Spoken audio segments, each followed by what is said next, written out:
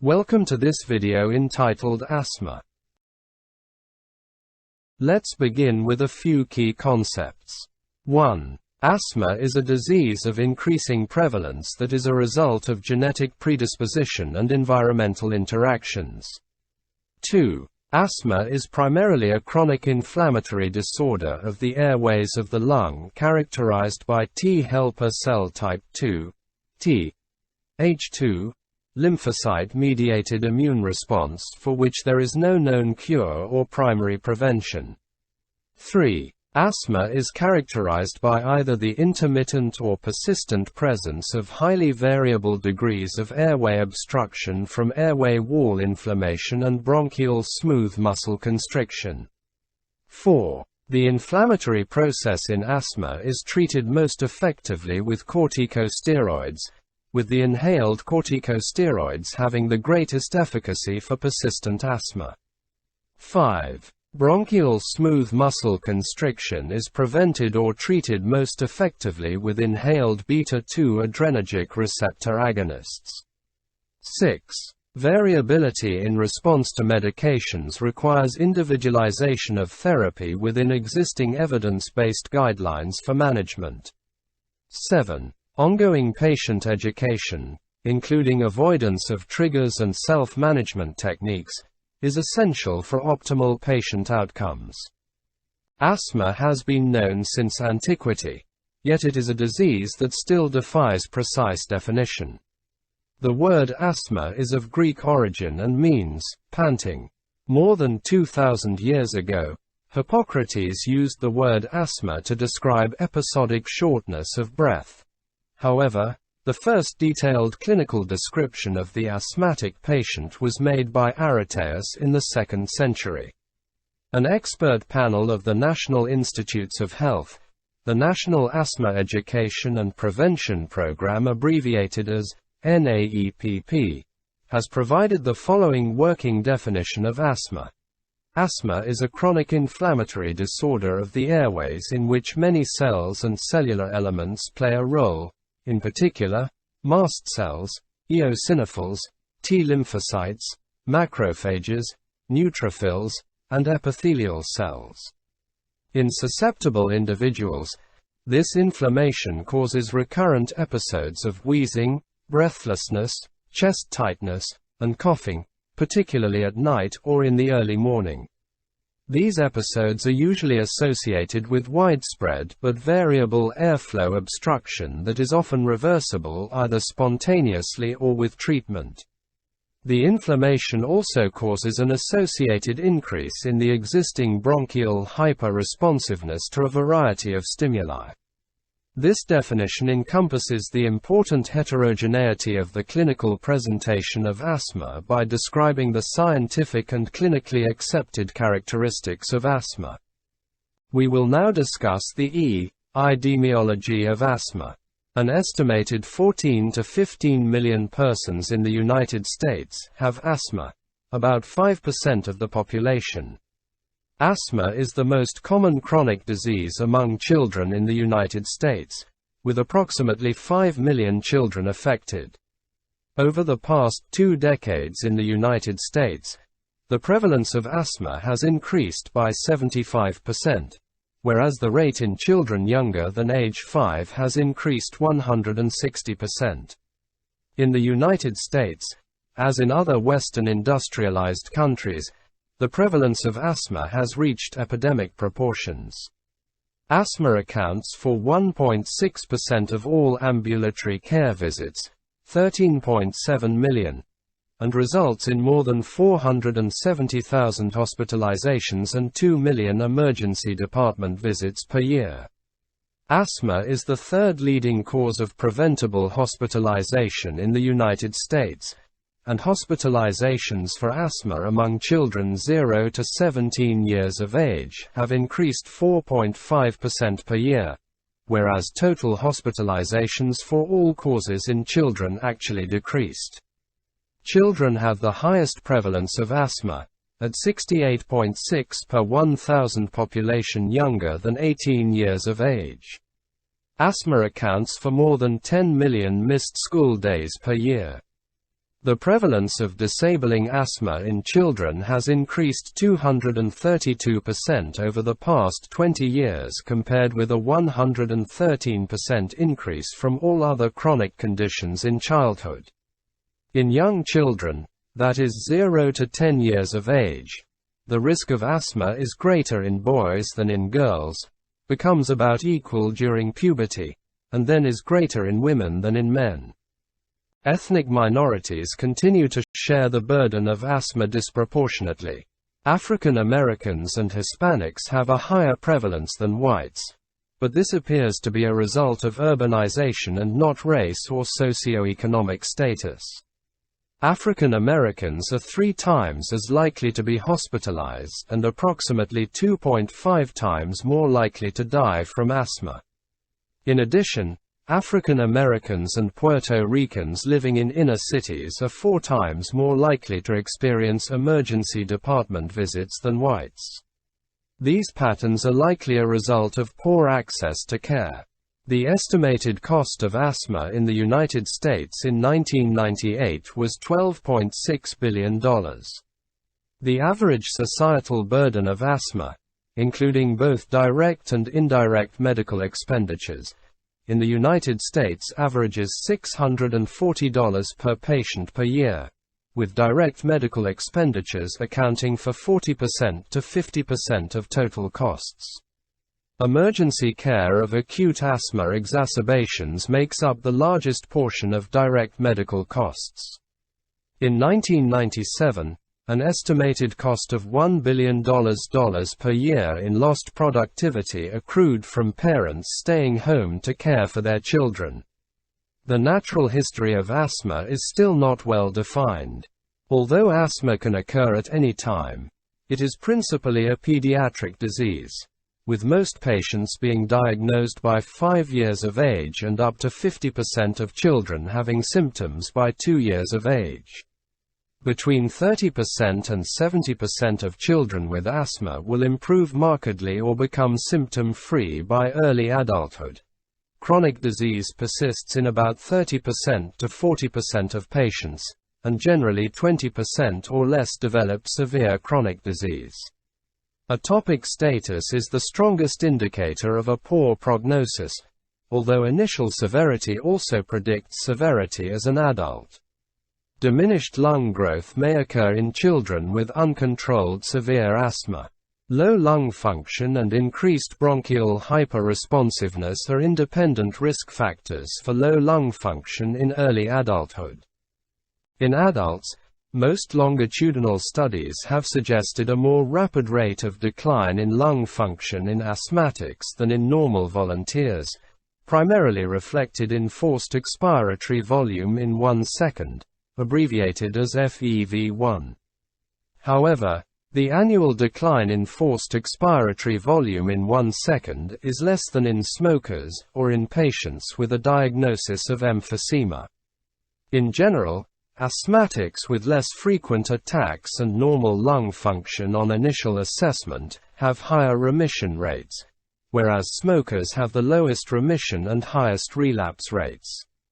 The level of bronchial hyperresponsiveness, abbreviated as BHR, tends to predict the rate of decline in forced expiratory volume in 1 second, with a greater decline with high levels of bronchial hyperresponsiveness. Thus, airways obstruction in asthma not only may become irreversible, but also may worsen over time owing to airway remodeling. See below. Although both the prevalence and the morbidity from asthma are increasing, the death rate from asthma in the United States appears to have reached a plateau of about 5,000 deaths per year and may be on the decline. Despite the relatively low number of asthma deaths, 80% to 90% are preventable. Most deaths from asthma occur outside the hospital, and death is rare after hospitalization. The most common cause of death from asthma is inadequate assessment of the severity of airways obstruction by the patient or physician and inadequate therapy. The most common cause of death in hospitalized patients is also inadequate or inappropriate therapy. Thus, the key to prevention of death from asthma, as advocated by the NAEPP, is education. We will now look at the etiology of asthma. Asthma is at least a partially heritable complex syndrome that requires a gene by environment interaction for phenotypic expression. Epidemiologic studies strongly support the concept of a genetic predisposition to the development of asthma. Genetic factors account for 35% to 70% of the susceptibility. Asthma represents a complex genetic disorder in that the asthma phenotype is likely a result of polygenic inheritance or different combinations of genes. Initial searches were focused on establishing links between atopy, genetically determined state of hypersensitivity to environmental allergens, and asthma, but more recent genome-wide searches have found linkages with genes for metalloprotein ASAs, e.g., ADAM33. Thus, although genetic predisposition to atopy is a significant risk factor for developing asthma, not all atopic individuals develop asthma, nor do all asthmatics exhibit atopy.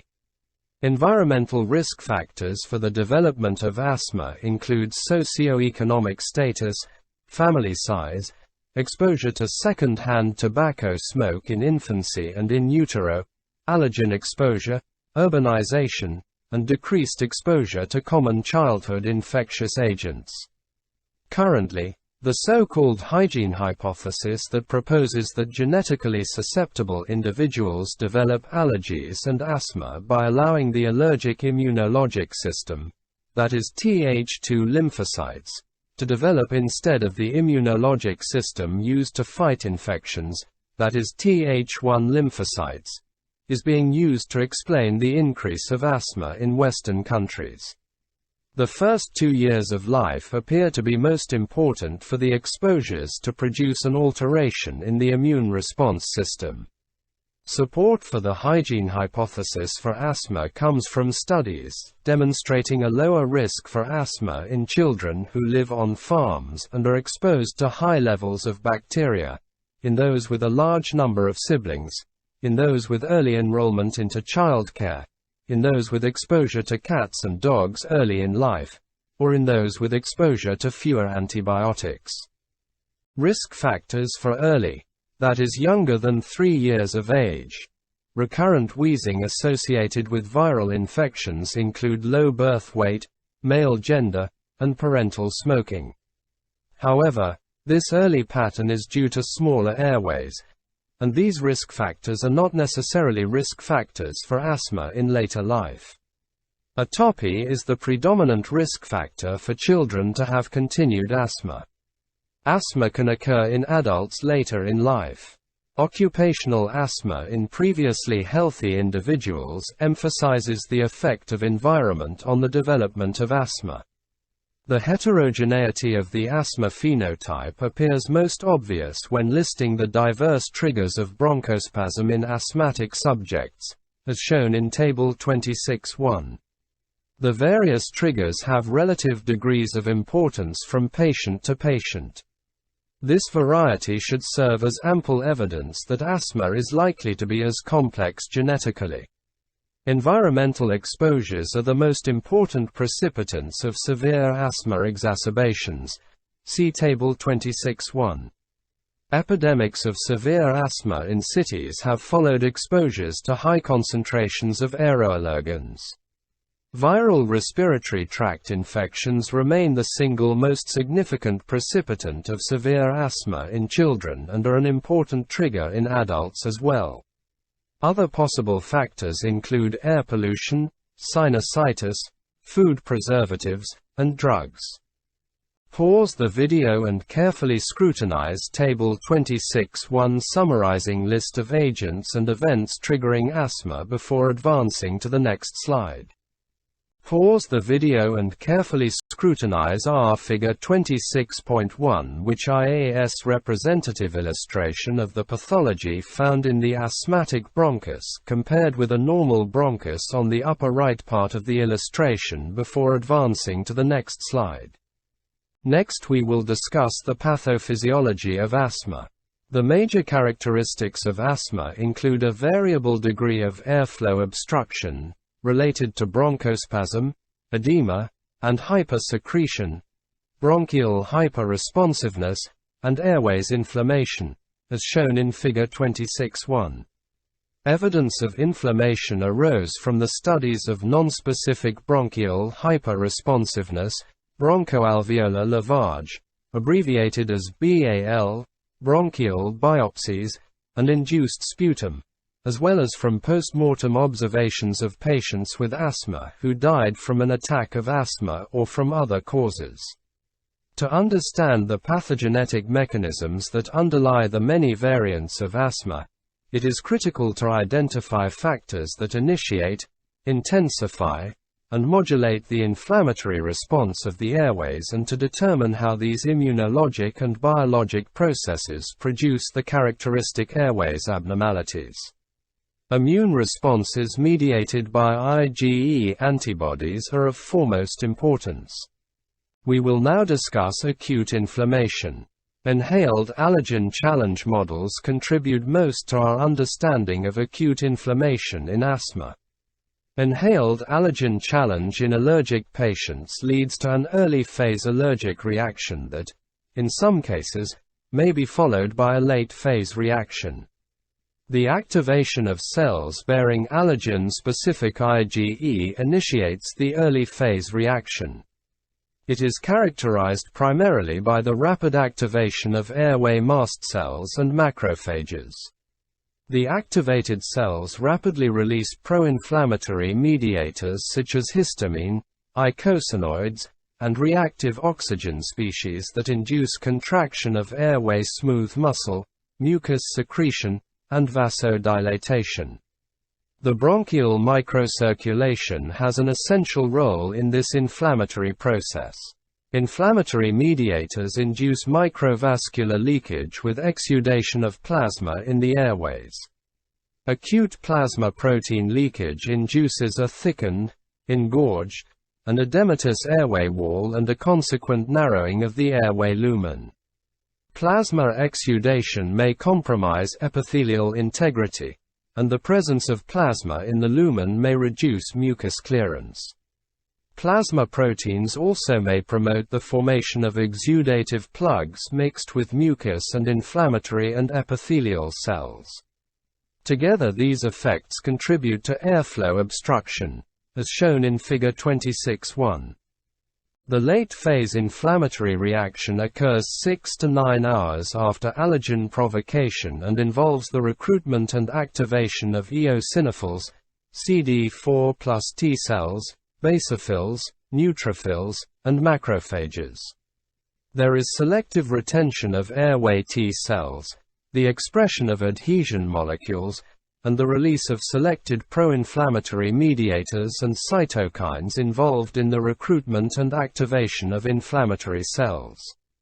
The activation of T cells after allergen challenge leads to the release of T helper cell type 2, abbreviated as Th2, like cytokines that may be a key mechanism of the late-phase response.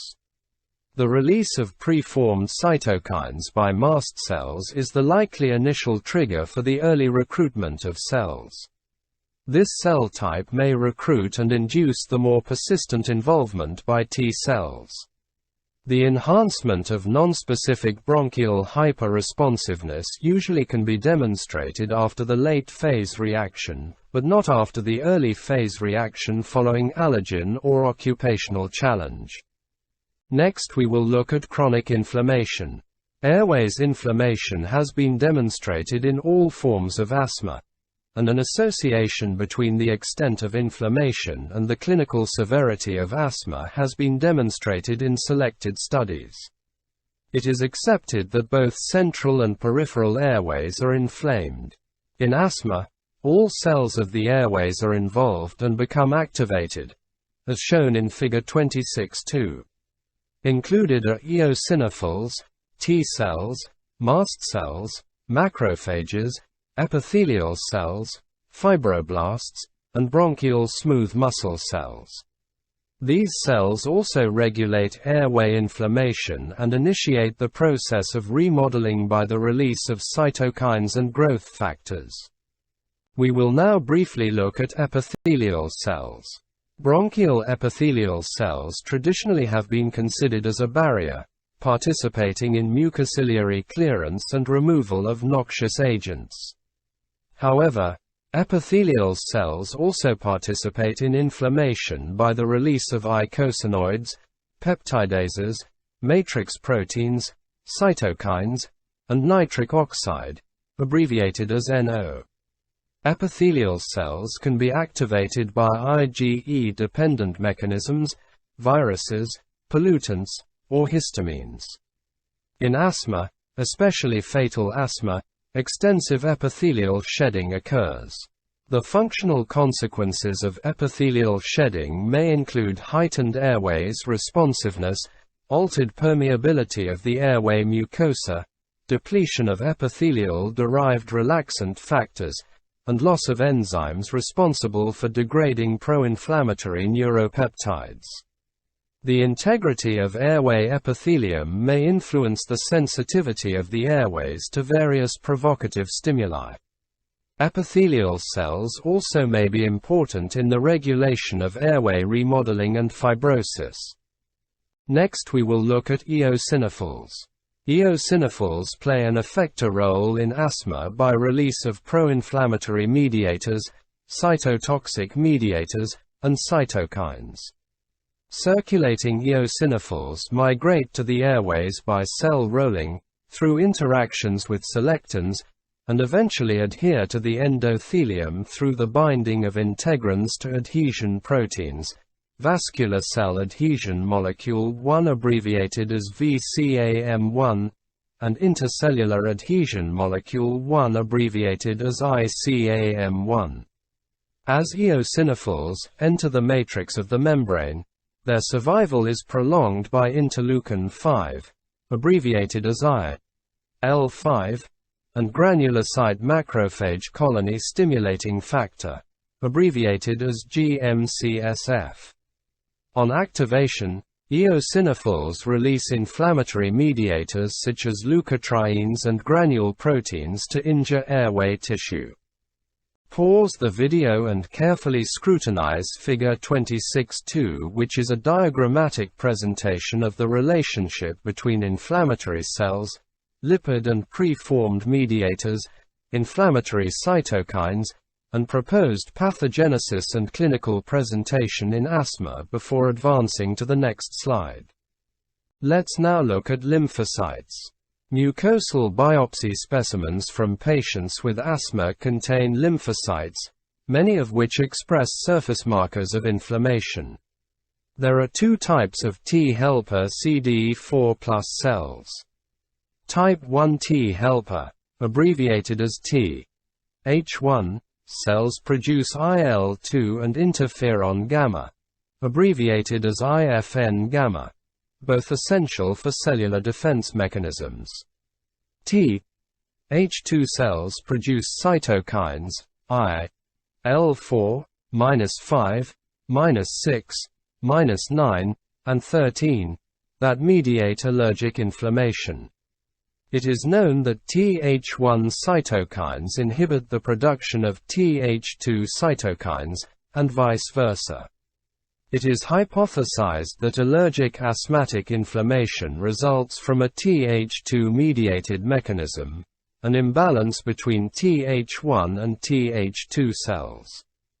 We will now progress to Th1 and Th2 cell imbalance.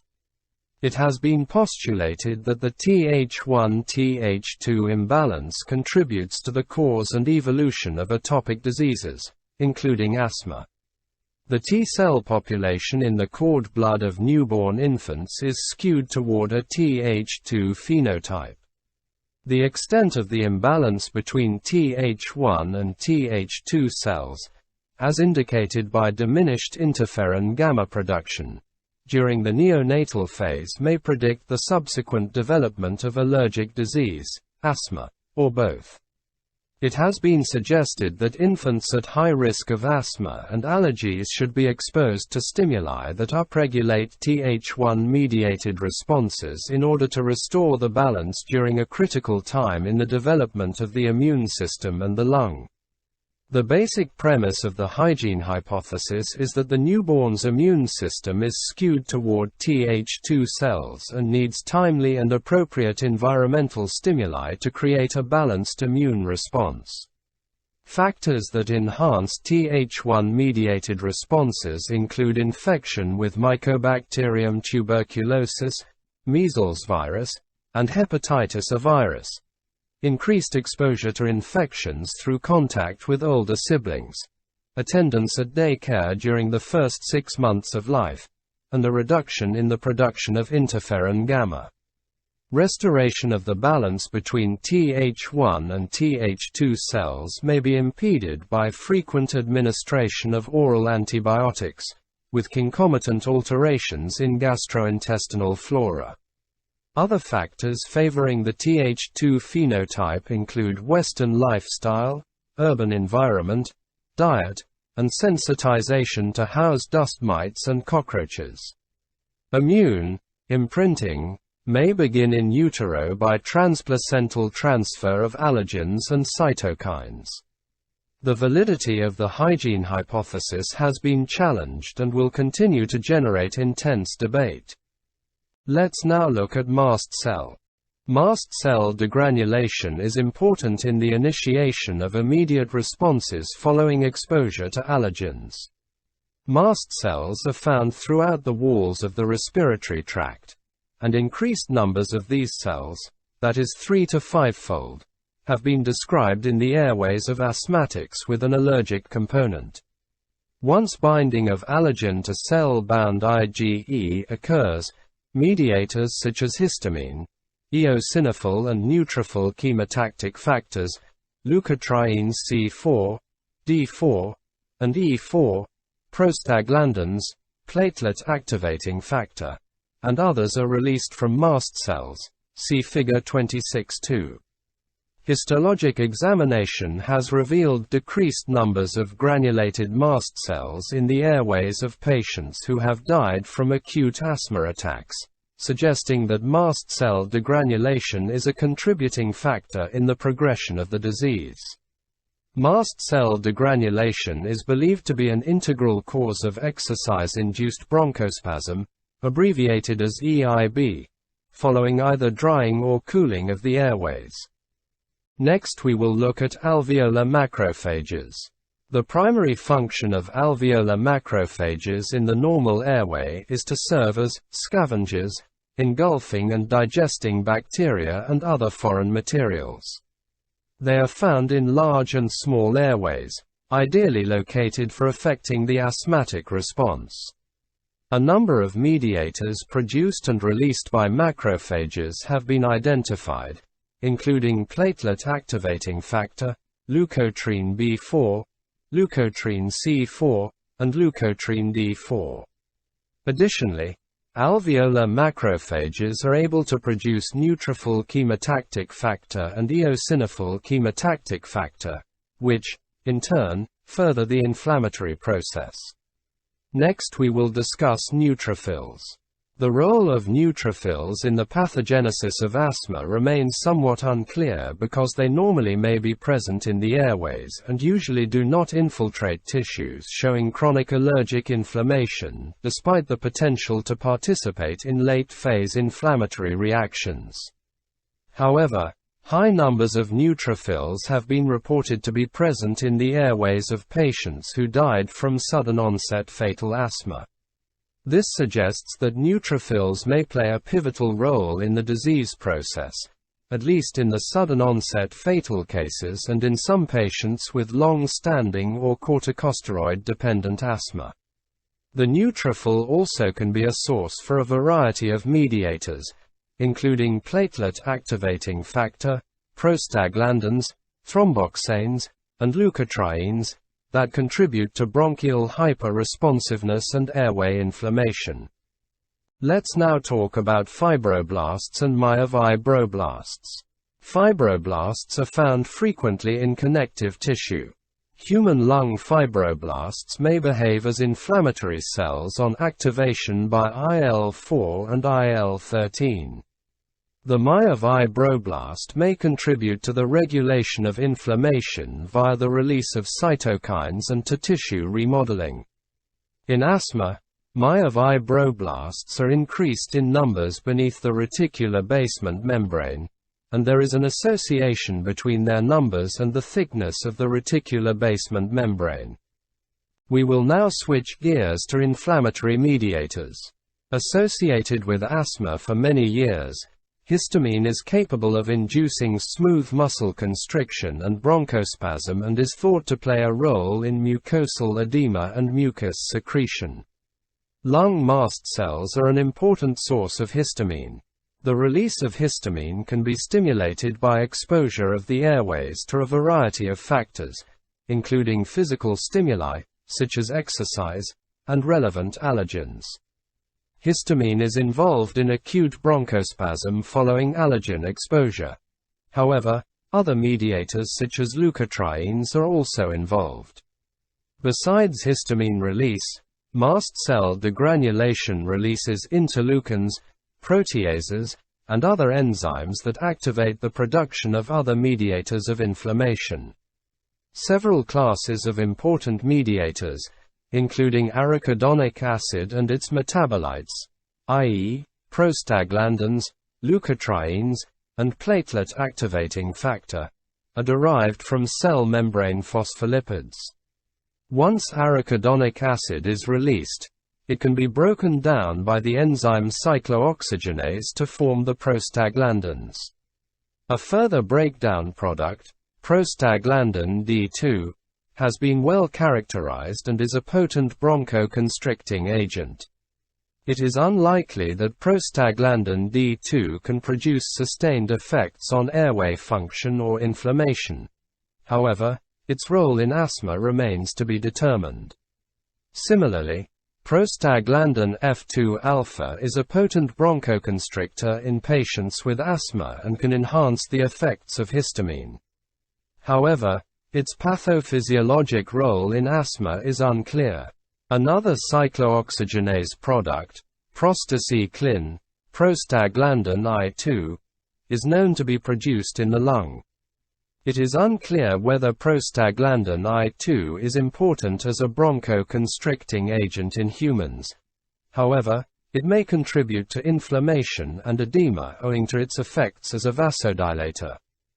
Thromboxane A2 is produced by alveolar macrophages, fibroblasts, epithelial cells, neutrophils, and platelets within the lung. Indirect evidence from animal models suggests that thromboxane A2 may have several effects, including bronchoconstriction, involvement in the late asthmatic response, and involvement in the development of airway inflammation and bronchial hyperresponsiveness. Potent and specific thromboxane synthetase inhibitors will be crucial tools for understanding the role of thromboxanes in asthma. The 5-lipoxygenase pathway of arachidonic acid breakdown is responsible for production of the class of compounds called cysteanyl leukotrienes, abbreviated as LTs. Leukotrienes C4, D4, and E4, that is cysteanyl leukotrienes, constitute the slow-reacting substance of anaphylaxis, abbreviated as SRSA. These leukotrienes are liberated during inflammatory processes in the lung. Leukotrienes D4 and E4 share a common receptor, LTD4 receptor, that, when stimulated, produces bronchospasm, mucus secretion, microvascular permeability, and airway edema. Thought to be produced by macrophages, eosinophils, and neutrophils within the lung, platelet activating factor, abbreviated as PAF, is involved in the mediation of bronchospasm, sustained induction of bronchial hyperresponsiveness, edema formation, and chemotaxis of eosinophils. We will now switch gears to adhesion molecules. An important step in the inflammatory process is the adhesion of the various cells to each other and the tissue matrix to facilitate infiltration and migration of these cells to the site of inflammation. To promote this, cell membranes express a number of glycoproteins, or adhesion molecules. Adhesion molecules have additional functions involved in the inflammatory process aside from promoting cell adhesion, including activation of cells and cell-cell communication, and promoting cellular migration and infiltration. The many adhesion molecules are divided into families on the basis of their chemical structure. These families are the integrins, cadherins, immunoglobulin supergene family, selectins, vascular addressins, and carbohydrate ligands.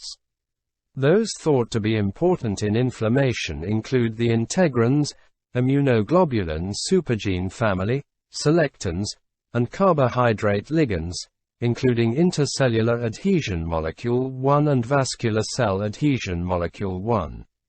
Adhesion molecules are found on a variety of cells, such as neutrophils, monocytes, lymphocytes, basophils, eosinophils, granulocytes, platelets, endothelial cells, and epithelial cells, and can be expressed or activated by the many inflammatory mediators present in asthma. We will now look at the clinical consequences of chronic inflammation. Chronic inflammation is associated with nonspecific bronchial hyperresponsiveness and induces asthma exacerbations. Exacerbations are characterized by symptoms or worsening of asthma over a period of days or even weeks. Although the inflammatory nature of chronic asthma is not completely understood, corticosteroids remain the most potent anti-inflammatory drugs for use in the treatment of asthma. Hyperresponsiveness of the airways to physical, chemical, and pharmacologic stimuli is a hallmark of asthma. Bronchial hyperresponsiveness also occurs in some patients with chronic bronchitis and allergic rhinitis. Normal healthy subjects also may develop a transient bronchial hyperresponsiveness after viral respiratory infections or exposure to ozone. However, the degree of bronchial hyperresponsiveness is quantitatively greater in asthmatic patients than in other groups. Bronchial responsiveness of the general population fits a unimodal distribution that is skewed toward increased reactivity. Patients with clinical asthma represent the extreme end of the distribution. The degree of bronchial hyperresponsiveness within asthmatics correlates with the clinical course of their disease and medication requirement necessary to control symptoms. Patients with mild symptoms or in remission demonstrate lower levels of responsiveness, although still greater than the normal population. Our current understanding recognizes that the increased bronchial hyperresponsiveness seen in asthma is at least in part owing to an inflammatory response within the airways. Early investigations found correlations with inflammatory cells in bronchoalveolar lavage fluids and degree of bronchial hyperresponsiveness. Newer evidence suggests that airways remodeling, subepithelial fibrosis, or collagen deposition correlates with bronchial hyperresponsiveness. Although the precise link is not known, bronchial hyperresponsiveness is in part related to the extent of inflammation in the airways. And now we will look at remodeling of the airways. Acute inflammation is a beneficial, nonspecific response of tissues to injury and generally leads to repair and restoration of the normal structure and function. In contrast, asthma represents a chronic inflammatory process of the airways followed by healing. The end result may be an altered structure referred to as a remodeling of the airways.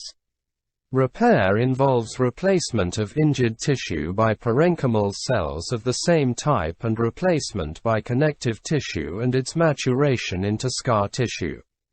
In asthma, the repair process can be followed by complete or altered restitution of airways structure and function, presenting as fibrosis and an increase in smooth muscle and mucous gland mass. The precise mechanisms of remodeling of the airways are under intense study.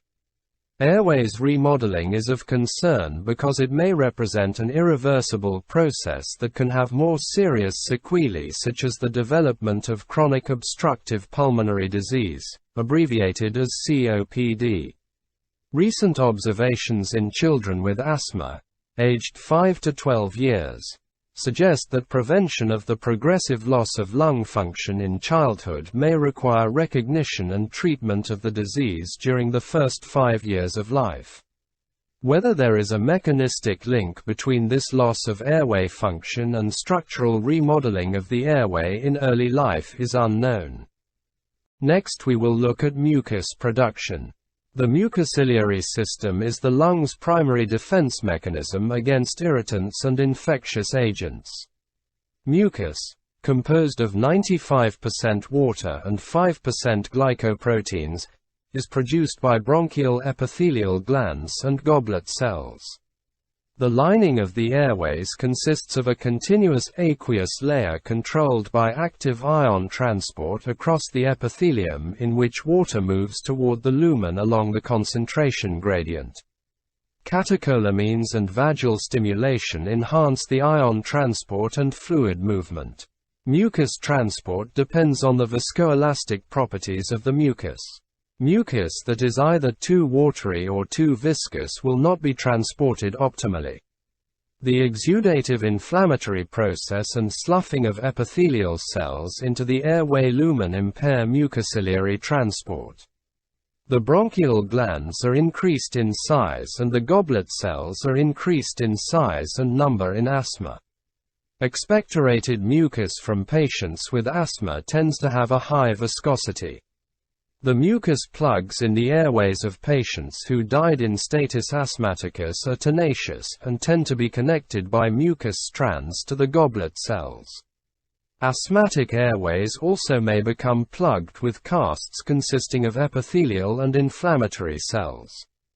Although it is tempting to speculate that death from asthma attacks is a result of the mucus plugging resulting in irreversible obstruction, there is no direct evidence for this. Autopsies of asthmatics who died from other causes have shown similar pathology.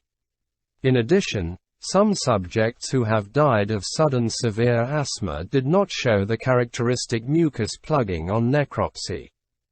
And now we will briefly discuss airway smooth muscle.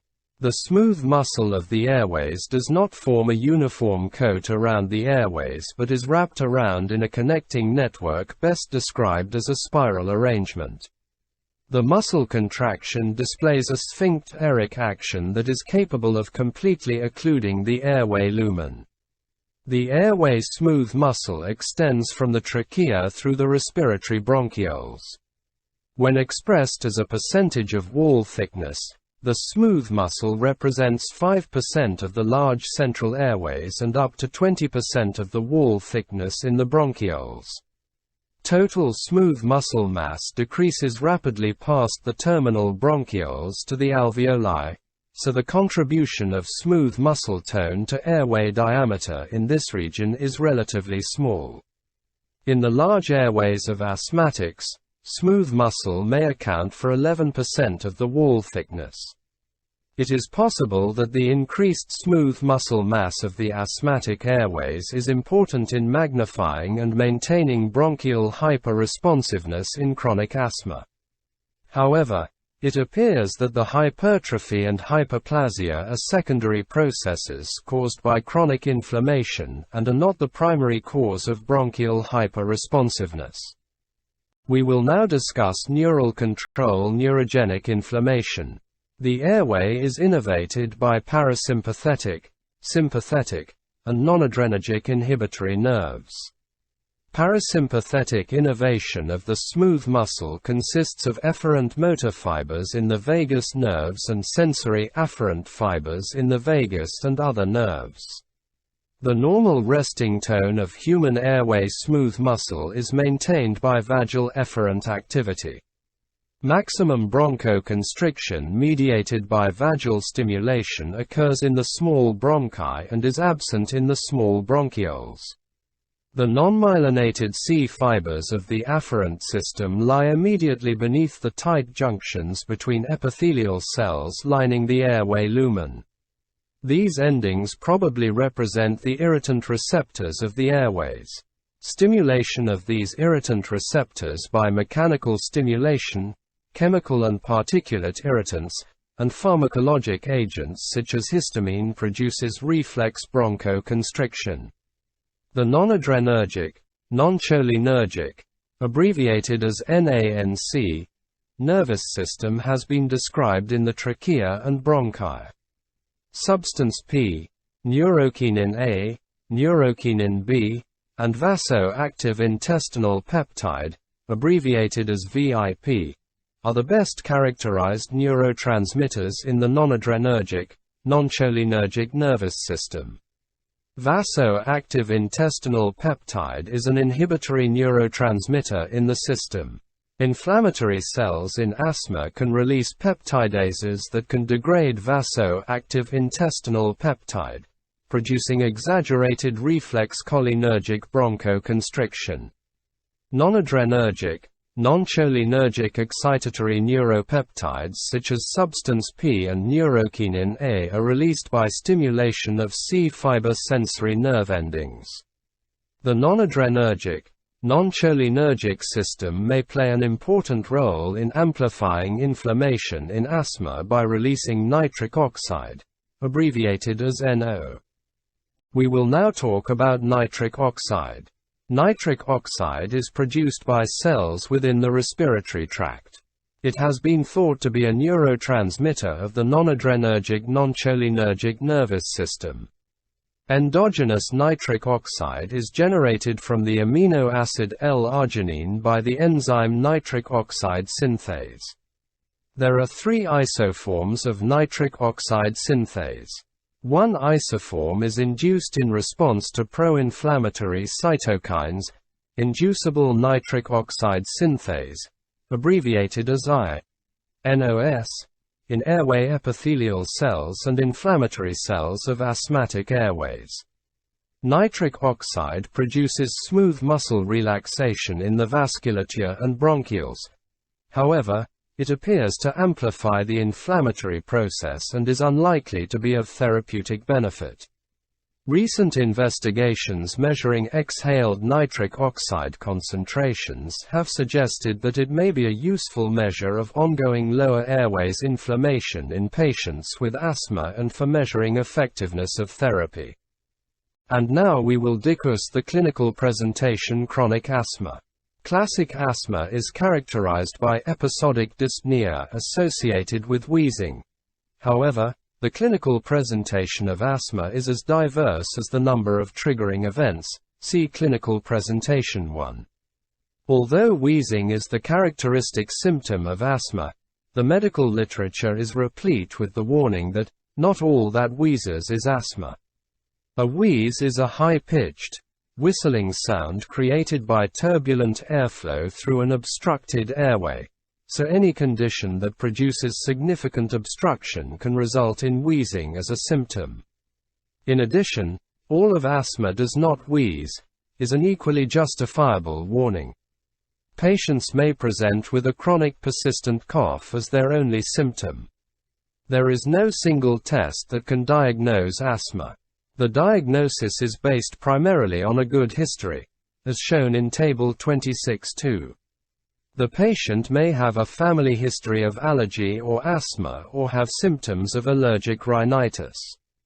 Reversibility of airways obstruction following administration of an inhaled short-acting beta-2 agonist provides confirmation, but is not by itself diagnostic. Patients with normal values of spirometry can be challenged by exercise or substances that produce bronchoconstriction, such as methacholine, to determine if they have hyper-responsive airways, but again, positive challenges are not diagnostic. Newer tests of inflammation in the airways such as induced sputum eosinophil counts and fraction of exhaled nitric oxide, abbreviated as FeNO, are consistent with but not diagnostic of asthma. Asthma has a widely variable presentation from chronic daily symptoms to only intermittent symptoms. The intervals between symptoms can be days, weeks, months, or years. Asthma also can vary as to its severity. The NAEPP has provided a means of classifying asthma that is presented in Table 26.3. The intermittent and/or chronic nature of symptoms does not necessarily determine the severity of symptoms during exacerbations. The severity is determined by lung function and symptoms prior to therapy, as well as by the amount of medication required to control the patient's symptoms. Patients can present with a range from mild intermittent symptoms that require no medications or only occasional use of short-acting inhaled beta-2 agonists to severe chronic asthma symptoms despite receiving multiple medications. In addition, patients can change severity classifications based on exposures to triggering substances. We will now discuss the clinical presentation of chronic ambulatory asthma. In general, asthma is a disease of exacerbation and remission, so the patient may not have any signs or symptoms at the time of exam. Let's now look at the symptoms. The patient may complain of episodes of dyspnea, chest tightness, coughing, particularly at night, wheezing, or a whistling sound when breathing. These often occur in association with exercise, but also occur spontaneously or in association with known allergens. And now we will look at the signs. Expiratory wheezing on auscultation, dry hacking cough, or signs of atopy, allergic rhinitis and/or eczema may occur. We will now look at laboratory monitoring. Spirometry demonstrates obstruction, that is forced expiratory volume in 1 second to forced vital capacity less than 80%, with reversibility following inhaled beta-2 agonist administration, at least a 12% improvement in forced expiratory volume in 1 second. Let's now discuss other diagnostic tests. A fall in forced expiratory volume in 1 second of at least 20% following 6 minutes of near maximal exercise. Elevated eosinophil count and LGE concentration in blood. Elevated FeNO, greater than 12 ppb. Positive methylcholine challenge, C20 forced expiratory volume in 1 second less than 12.5 mg per milliliter. Pause the video and carefully scrutinize Table 26.2 summarizing sample questions for the diagnosis and initial assessment of asthma before advancing to the next slide. Pause the video and carefully scrutinize Table 26.3 summarizing the classification of asthma severity. Clinical features before treatment before advancing to the next slide.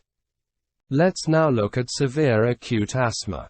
Uncontrolled asthma, with its inherent variability, can progress to an acute state where inflammation, airways edema, excessive accumulation of mucus, and severe bronchospasm result in a profound airways narrowing that is poorly responsive to usual bronchodilator therapy. See clinical presentation 2.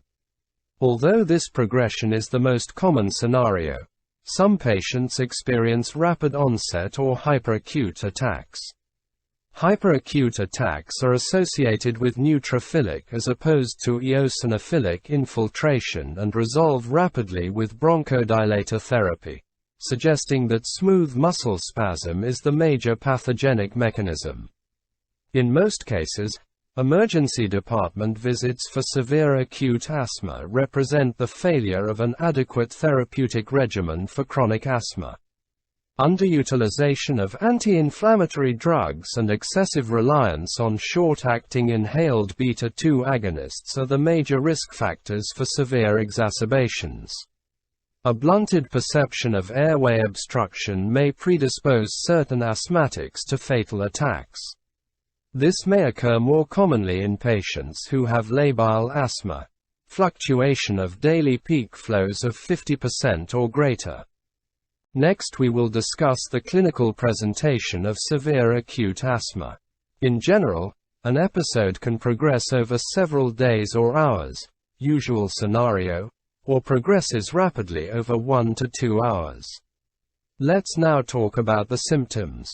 The patient is anxious in acute distress and complains of severe dyspnea, shortness of breath, chest tightness, or burning. The patient is only able to say a few words with each breath. Symptoms are unresponsive to usual measures, inhaled beta-2 agonist administration. And now we will look at the signs. Signs include expiratory and inspiratory wheezing on auscultation. That is, breath sounds may be diminished with very severe obstruction, dry hacking cough, tachypnea, tachycardia, pale or cyanotic skin, hyperinflated chest with intercostal and supraclavicular retractions, hypoxic seizures if very severe, normal or slightly elevated temperature. We will now look at laboratory evaluation. Peak expiratory flow and/or forced expiratory volume in 1 second less than 50% of normal predicted values. Decreased arterial oxygen, that is PaO2, and O-oxygen saturations by pulse oximetry, that is SaO2 less than 90% on room air, is moderate to severe. Decreased arterial or capillary carbon dioxide if mild, but in the normal range, or increased in moderate to severe obstruction. Let's now look at other diagnostic tests. Blood gases to assess metabolic acidosis, that is lactic acidosis, in severe obstruction. Complete blood count if there are signs of infection, fever and purulent sputum. Serum electrolytes as therapy with beta-2 agonist and corticosteroids can lower serum potassium and magnesium and increase glucose. Chest radiograph if signs of consolidation on auscultation. Pause the video and carefully scrutinize Figure 26.3, illustrating typical responses to exercise in a normal subject and an asthmatic subject before advancing to the next slide. Let's now shift gears to exercise-induced bronchospasm. During vigorous exercise, pulmonary functions, that is forced expiratory volume in 1 second and peak expiratory flow, abbreviated as PEF in asthmatic patients, increase during the first few minutes, but then begin to decrease after 6 to 8 minutes as shown in Figure 26.3.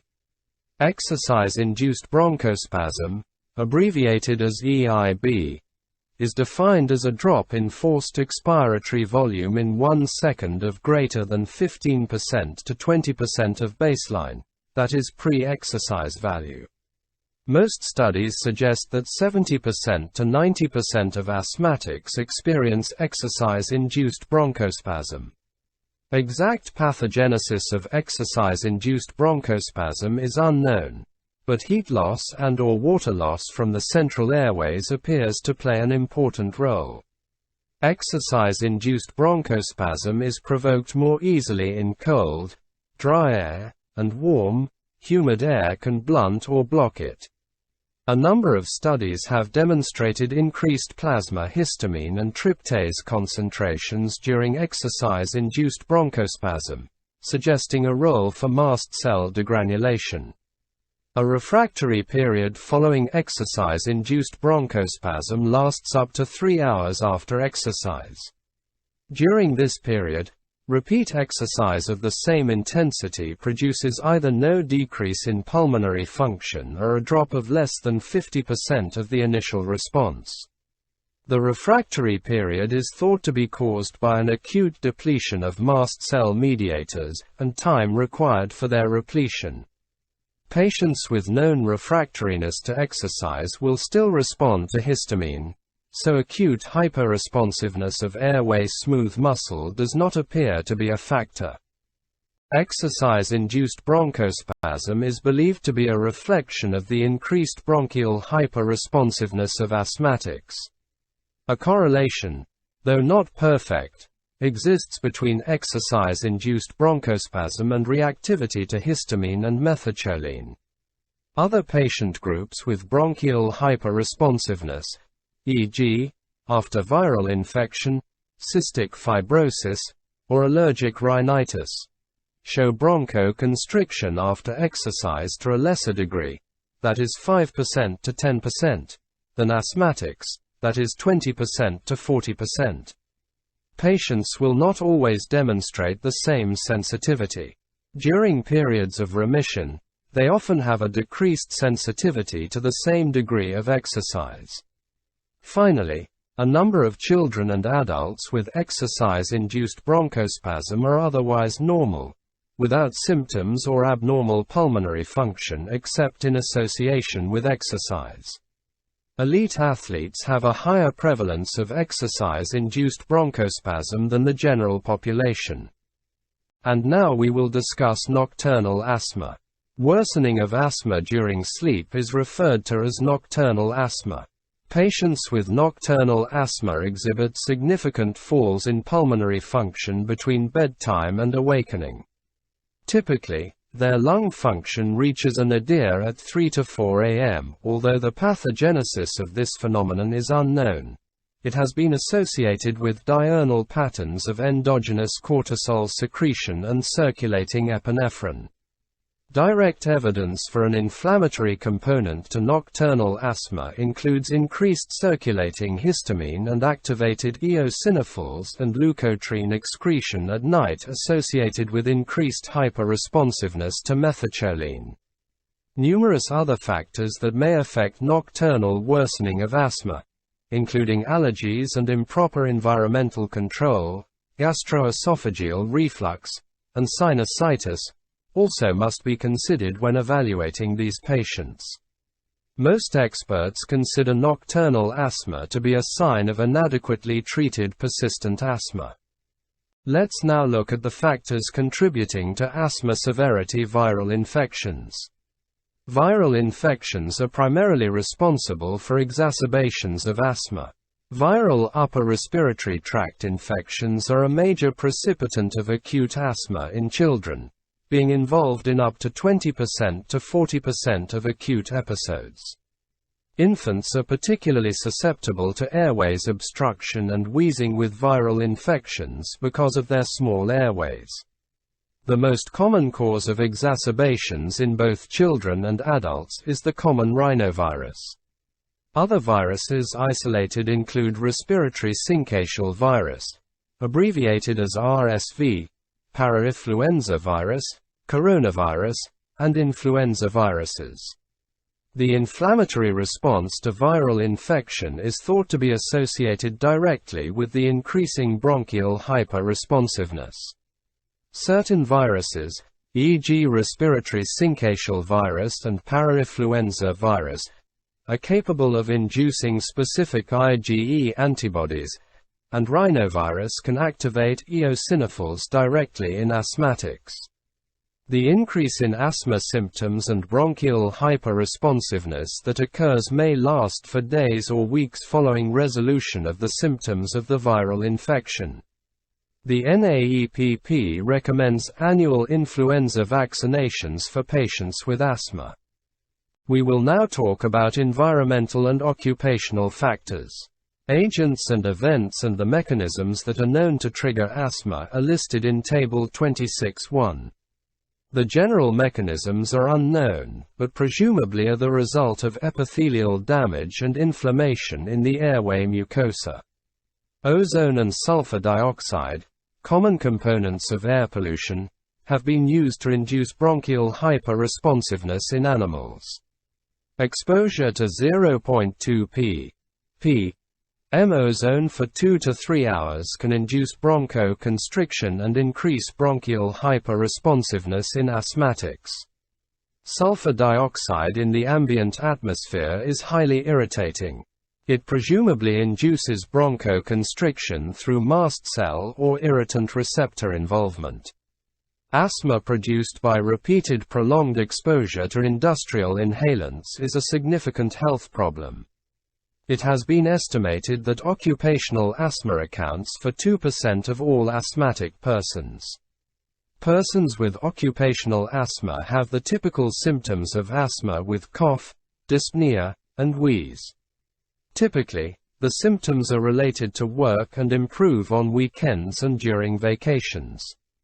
In some instances, symptoms may persist even after termination of exposure. Let's now look at psychological factors. Emotions and stress rarely can precipitate attacks of asthma, but more commonly worsen an attack in progress. Bronchoconstriction from psychological factors appears to be mediated primarily through excess parasympathetic input. Atropine has been shown to block experimental psychogenic bronchoconstriction. It is most important to emphasize to patients and to parents of asthmatic children that asthma is not an emotional disease. However, calming influences and relaxation techniques may benefit the patient who becomes severely emotionally distraught during an asthma attack.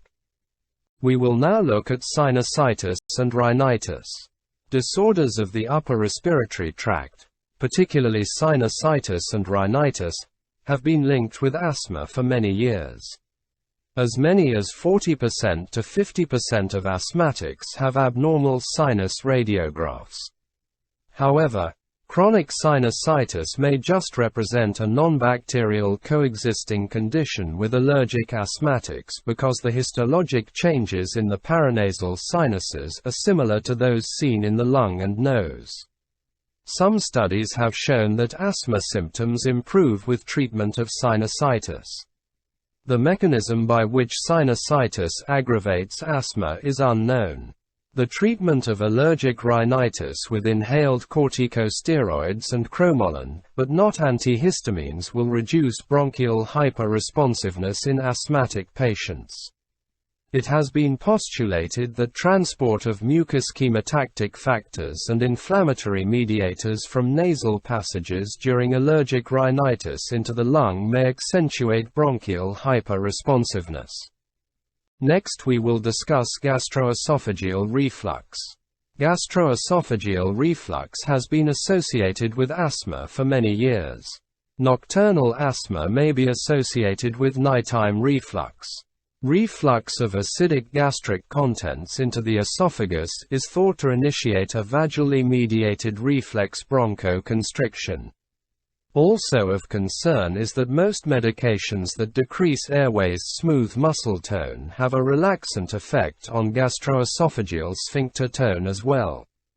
The therapeutic approach most commonly taken for patients with gastroesophageal reflux and asthma is to initiate standard antireflux therapy and observe the asthma symptoms. Next we will look at menstruation-related asthma.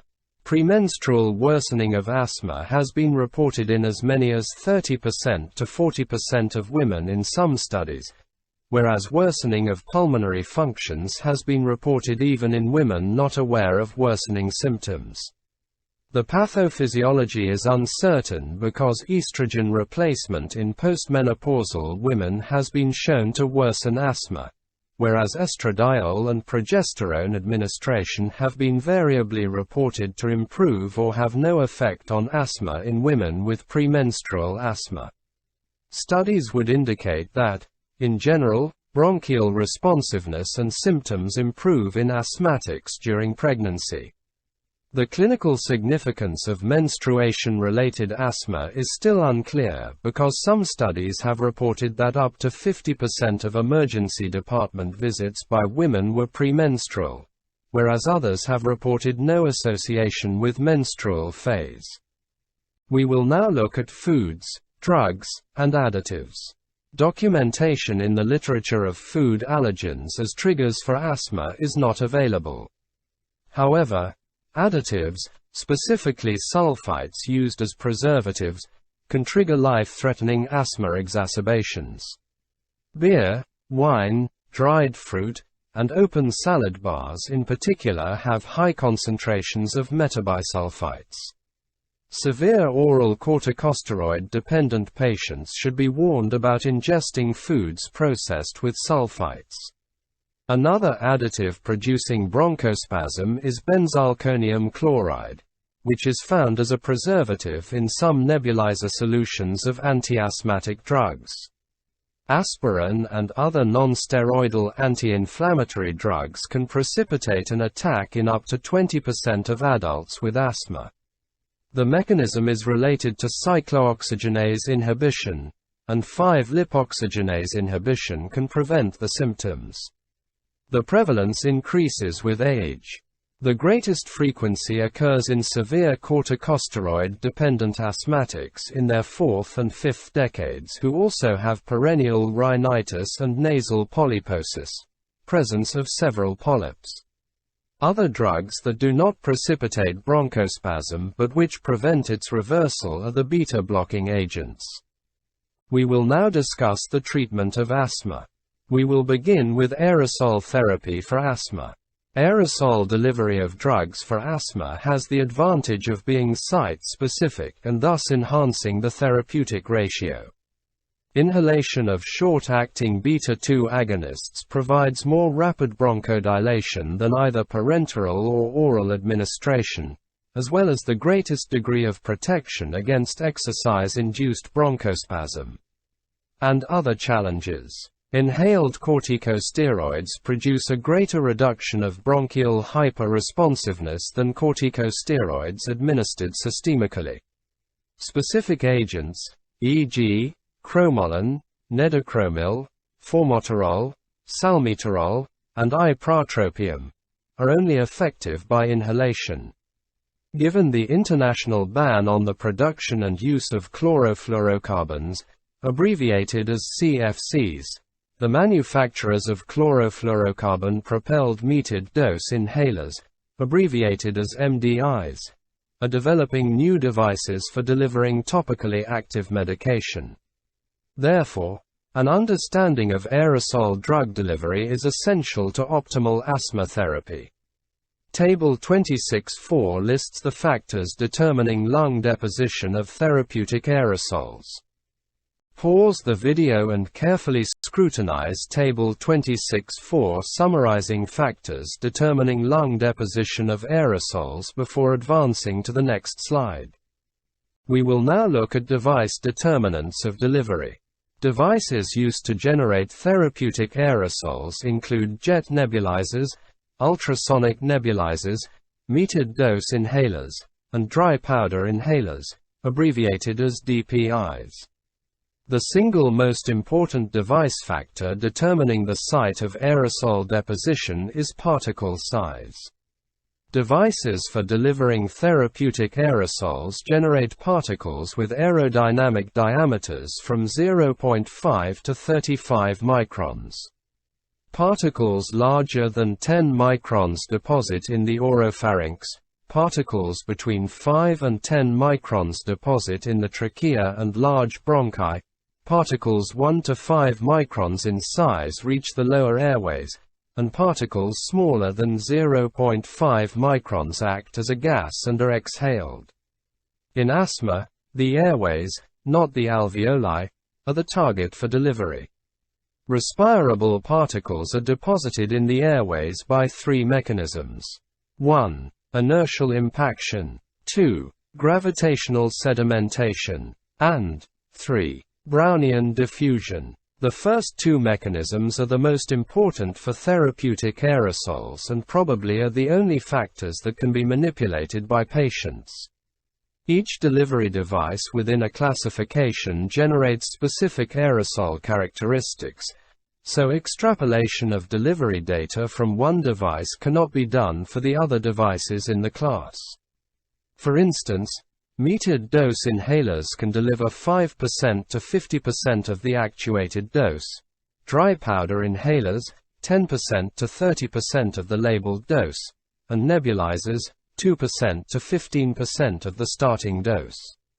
Metered-dose inhalers and dry powder inhalers are portable and convenient, unlike nebulizers. Metered-dose inhalers consist of a pressurized canister with a metering valve. The canister contains active drug, low vapor pressure propellants such as chlorofluorocarbon, abbreviated as CFC, or hydrofluoroalkane, abbreviated as HFA, cosolvents, and/or surfactants. With any change in these components, the Food and Drug Administration, FDA, considers it to be a new drug that requires stability, safety, and efficacy studies prior to approval. The drug is either in solution or a suspended micronized powder. In order to disperse the suspension for accurate delivery, the canister must be shaken. The metering chamber measures a liquid volume, and therefore, the device must be held with the valve stem downward so that the chamber is covered with liquid, as shown in Figure 26.4. When the canister is actuated, the device releases the propellant and drug in a forceful spray whose particles are large, mass median aerodynamic diameter, abbreviated as MMAD, equals 45 microns. See Figure 26.4. As evaporation occurs, the particle size is reduced to a final mass median aerodynamic diameter of 0.5 to 5.5 microns depending on the metered dose inhaler. The aerosol cloud of a chlorofluorocarbon-propelled metered dose inhaler extends at least 10 in beyond the metered dose inhaler at the lowest mass median aerodynamic diameter, and that of a hydrofluoroalkane-propelled metered dose inhaler extends about 6 in. The breath-actuated metered dose inhaler autohaler is cocked with a lever to load the dose of medication. A baffle is opened by inspiratory pressure, and the dose is expelled from the canister metering chamber. While the need for hand-lung coordination for proper actuation is reduced significantly with breath-actuated metered dose inhalers, these devices do not allow the use of a spacer device. Spacer devices are used frequently with a metered dose inhaler to decrease oropharyngeal deposition and enhance lung delivery. However, not all spacer devices produce similar effects. The design of spacers varies from simple open-ended tubes that separate the metered dose inhaler from the mouth to holding chambers with one-way valves that open during inhalation, the preferred system. The purpose of a spacer is to allow evaporation of the propellant prior to inhalation. Use of a spacer allows inhalation after actuation of the device, obviating the need for good hand-lung coordination, and permits a greater number of drug particles to achieve a respirable droplet size. Additionally, the large particles that normally would deposit in the oropharynx rain out in the spacer. All the available spacers significantly reduce oropharyngeal deposition from metered dose inhalers, with the holding chamber devices being superior to the open-ended tubes. This reduction in oropharyngeal deposition is an important factor in reducing local adverse effects, i.e., hoarseness and thrush, from inhaled corticosteroids. The drug is either in solution or a suspended micronized powder. In order to disperse the suspension for accurate delivery, the canister must be shaken. The metering chamber measures a liquid volume, and therefore, the device must be held with the valve stem downward so that the chamber is covered with liquid, as shown in Figure 26.4. When the canister is actuated, the device releases the propellant and drug in a forceful spray whose particles are large, mass median aerodynamic diameter, abbreviated as MMAD, equals 45 microns. See Figure 26.4. As evaporation occurs, the particle size is reduced to a final mass median aerodynamic diameter of 0.5 to 5.5 microns depending on the metered dose inhaler. The aerosol cloud of a chlorofluorocarbon-propelled metered dose inhaler extends at least 10 in beyond the metered dose inhaler at the lowest mass median aerodynamic diameter, and that of a hydrofluoroalkane-propelled metered dose inhaler extends about 6 in. The breath-actuated metered dose inhaler autohaler is cocked with a lever to load the dose of medication. a baffle is opened by inspiratory pressure, and the dose is expelled from the canister metering chamber. While the need for hand-lung coordination for proper actuation is reduced significantly with breath-actuated metered dose inhalers, these devices do not allow the use of a spacer device. Spacer devices are used frequently with a metered dose inhaler to decrease oropharyngeal deposition and enhance lung delivery. However, not all spacer devices produce similar effects.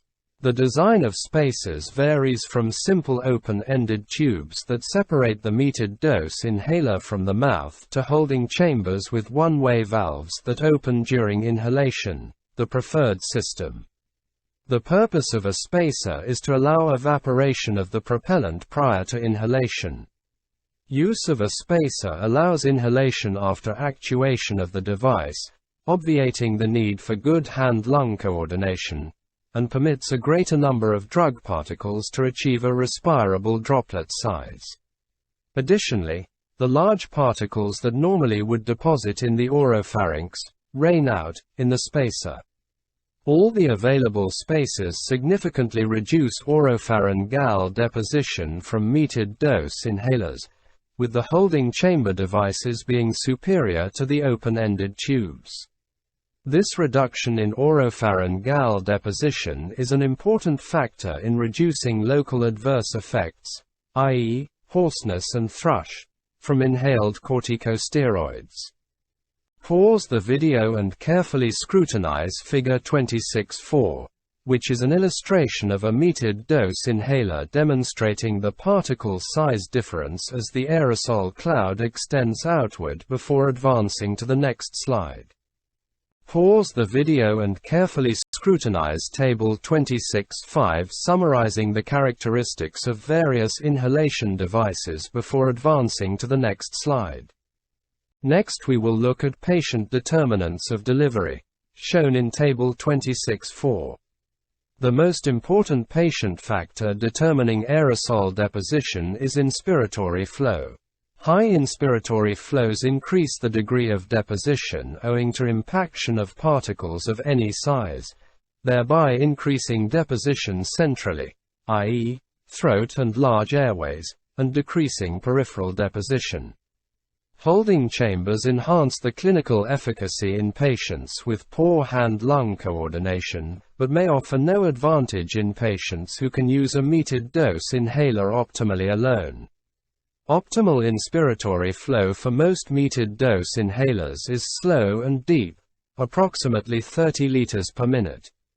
In general, dry powder inhalers require higher inspiratory flows, that is equal to or greater than 60 liters per minute, and a change in inhalation technique, i.e., deep, forceful inspiration, for optimal actuation, which, in turn, increases the amount of drug delivered to the larger central airways. However, this difference in delivery may not produce clinically significant differences. Patients should be cautioned not to exhale into dry powder inhalers, because this causes loss of dose and moistens the dry powder, causing aggregation into larger particles. Patient factors that cannot be controlled include interpatient variability in airway geometry, particularly the differences between children and adults, and the effects of bronchospasm, edema, and mucus hypersecretion. Mild obstruction increases aerosol deposition. However, severe obstruction probably leads to increased central deposition from impaction. The absolute delivery to the lung is not as important as consistency of delivery, assuming that a sufficient dose to produce the desired therapeutic effect is achieved. No single inhalation device is the best for all patients. Table 26.5 lists the differing characteristics of inhalation devices. Appropriate inhalation technique is essential to achieve optimal drug delivery and therapeutic effect. The components are illustrated in Figure 26.5. Approximately 50% to 80% of a dose from metered dose inhalers and dry powder inhalers impacts on the oropharynx and is then swallowed. The rest is either left in the device or exhaled. It is important that actuation occurs during inhalation, although the time during inspiration is unimportant. Although radiolabeled studies indicate improved delivery by holding the actuator 2 to 3 cm in front of an open mouth to allow more evaporation and less impaction, physiologic studies with bronchodilators have failed to document an advantage for this method. Many patients do not use their metered dose inhalers optimally, and patient instruction with demonstration is the most effective means of improving inhaler technique. Even with instruction, up to 30% of patients, particularly young children and the elderly, cannot master the use of a metered dose inhaler. For these patients, attachment of a holding chamber device to the metered dose inhaler or use of a breath-actuated metered dose inhaler can improve efficacy significantly. Mouth rinsing following treatment with metered dose inhaler and dry powder inhaler inhaled corticosteroids is important to minimize local effects and oral absorption. Delivery from high-resistance dry powder inhalers is more flow-dependent than from low-resistance dry powder inhalers. The Turbuhaler device has a greater flow dependency than the aerolyzer and the discus. Children 6 to 12 years of age received approximately 1/2 the dose of radio-labeled budesonide via Turbuhaler than those older than 12 years of age, whereas children younger than 6 years of age received 1/4 of the dose. The aerolyzer and the discus deliver about 15% of the dose to the airways, and this appears to be similar at both 30 and 60 liters per minute inspiratory flows.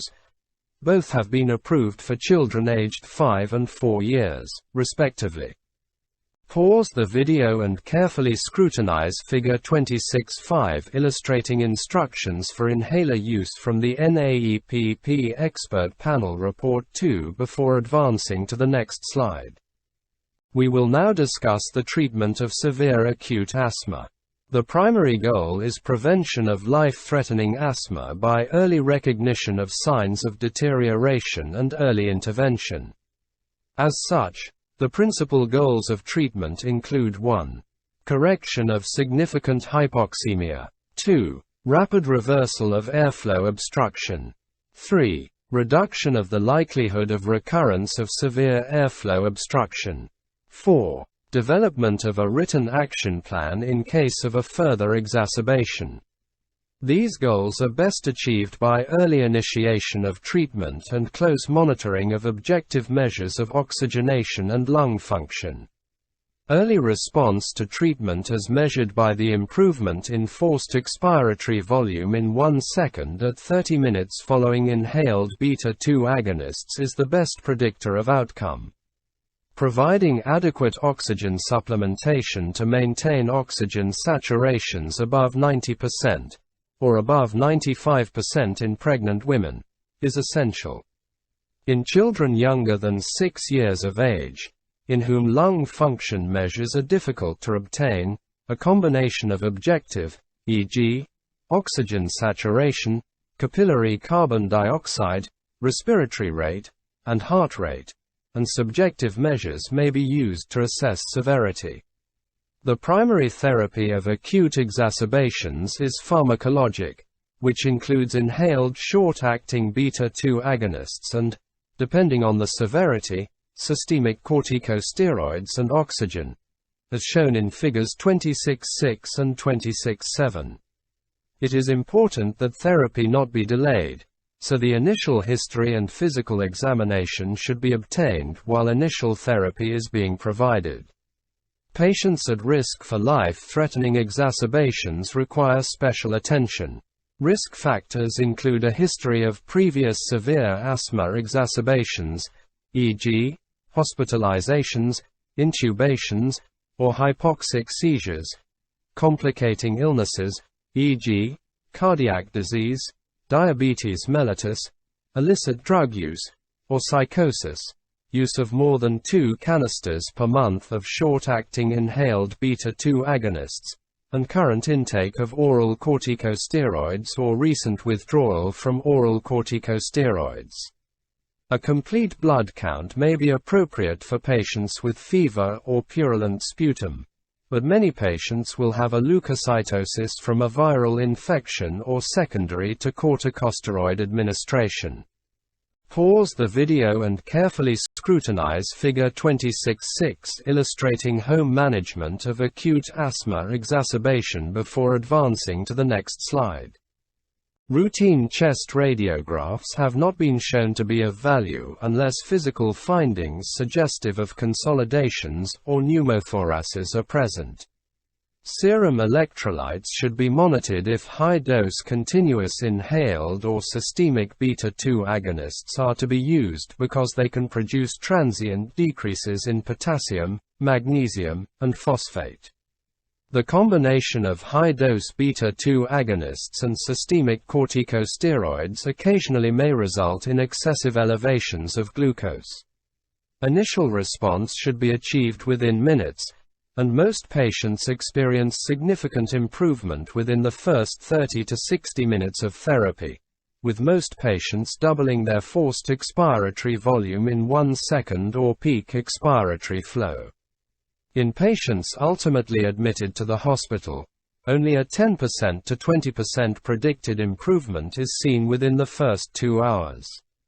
Hypoxemia, primarily a result of ventilation-perfusion mismatch, is immediately correctable by low-flow oxygen. While reversal of lung function into the normal range may take 12 to 24 hours, complete restoration takes much longer, up to 3 to 7 days. A strategy to prevent recurrence such as systemic corticosteroids and peak expiratory flow monitoring should be used. It is essential to provide the patient with a self-management plan that includes a written action plan for dealing with exacerbations. Patients at risk for severe exacerbations should be taught how to use a peak flow meter and monitor morning peak flows at home. In young children, an increased respiratory rate, increased heart rate, and inability to speak more than 1 or 2 words between breaths are signs of severe obstruction. Oxygen saturations by pulse oximetry and peak flows should be measured in all patients not completely responding to initial intensive inhaled beta-2 agonist therapy. Initially, on admission, the peak flows or clinical symptoms should be monitored every 2 to 4 hours. Prior to discharge from the emergency department or hospital, the patient should be given a sufficient supply of prednisone, taught the purpose of the medications and proper inhaler technique, and given an appointment for a follow-up visit. Early recognition of deterioration and aggressive treatment are the keys to successful treatment of acute asthma exacerbations. Thus, patient and/or parent education teaching self-management skills and written action plans for early institution of therapy for acute exacerbations improve outcomes. For more moderate to severe patients, this therapeutic plan also may include the availability of oral prednisone to begin at home. Easy access by telephone to healthcare providers is also needed. Because of the rapid progression to severe asthma that can occur, patients and parents should be encouraged to communicate promptly with their asthma care provider during an exacerbation. Systemic corticosteroids and aggressive use of inhaled beta-2 agonists continue to be the cornerstones of therapy for acute severe asthma exacerbations. Figures 26.6 and 26.7 illustrate the recommended therapies for the treatment of acute asthma exacerbations in home and emergency department or hospital settings, respectively. The dosages of the drugs for acute severe asthma are provided in Table 26.6. Institutions should strongly consider developing critical pathways or treatment algorithms for their emergency departments, because their implementation has been shown to improve outcomes and decrease the cost of care. Pause the video and carefully scrutinize Figure 26.7 illustrating emergency department and hospital care of acute asthma exacerbations before advancing to the next slide. Pause the video and carefully scrutinize Figure 26.7 illustrating emergency department and hospital care of acute asthma exacerbations before advancing to the next slide. Pause the video and carefully scrutinize Table 26.6 summarizing dosages of drugs of acute severe exacerbations of asthma in the emergency department or hospital before advancing to the next slide. We will now look at the non-pharmacologic therapy of asthma. Infants and young children may be mildly dehydrated owing to increased insensible loss, vomiting, and decreased intake. Unless dehydration has occurred, increased fluid therapy is not indicated in acute asthma management because the capillary leak from cytokines and increased negative intrathoracic pressures may promote edema in the airways. Correction of significant dehydration is always indicated, and the urine-specific gravity may help to guide therapy in young children, in whom the state of hydration may be difficult to determine. Chest physical therapy and mucolytics are not indicated in the therapy of acute asthma.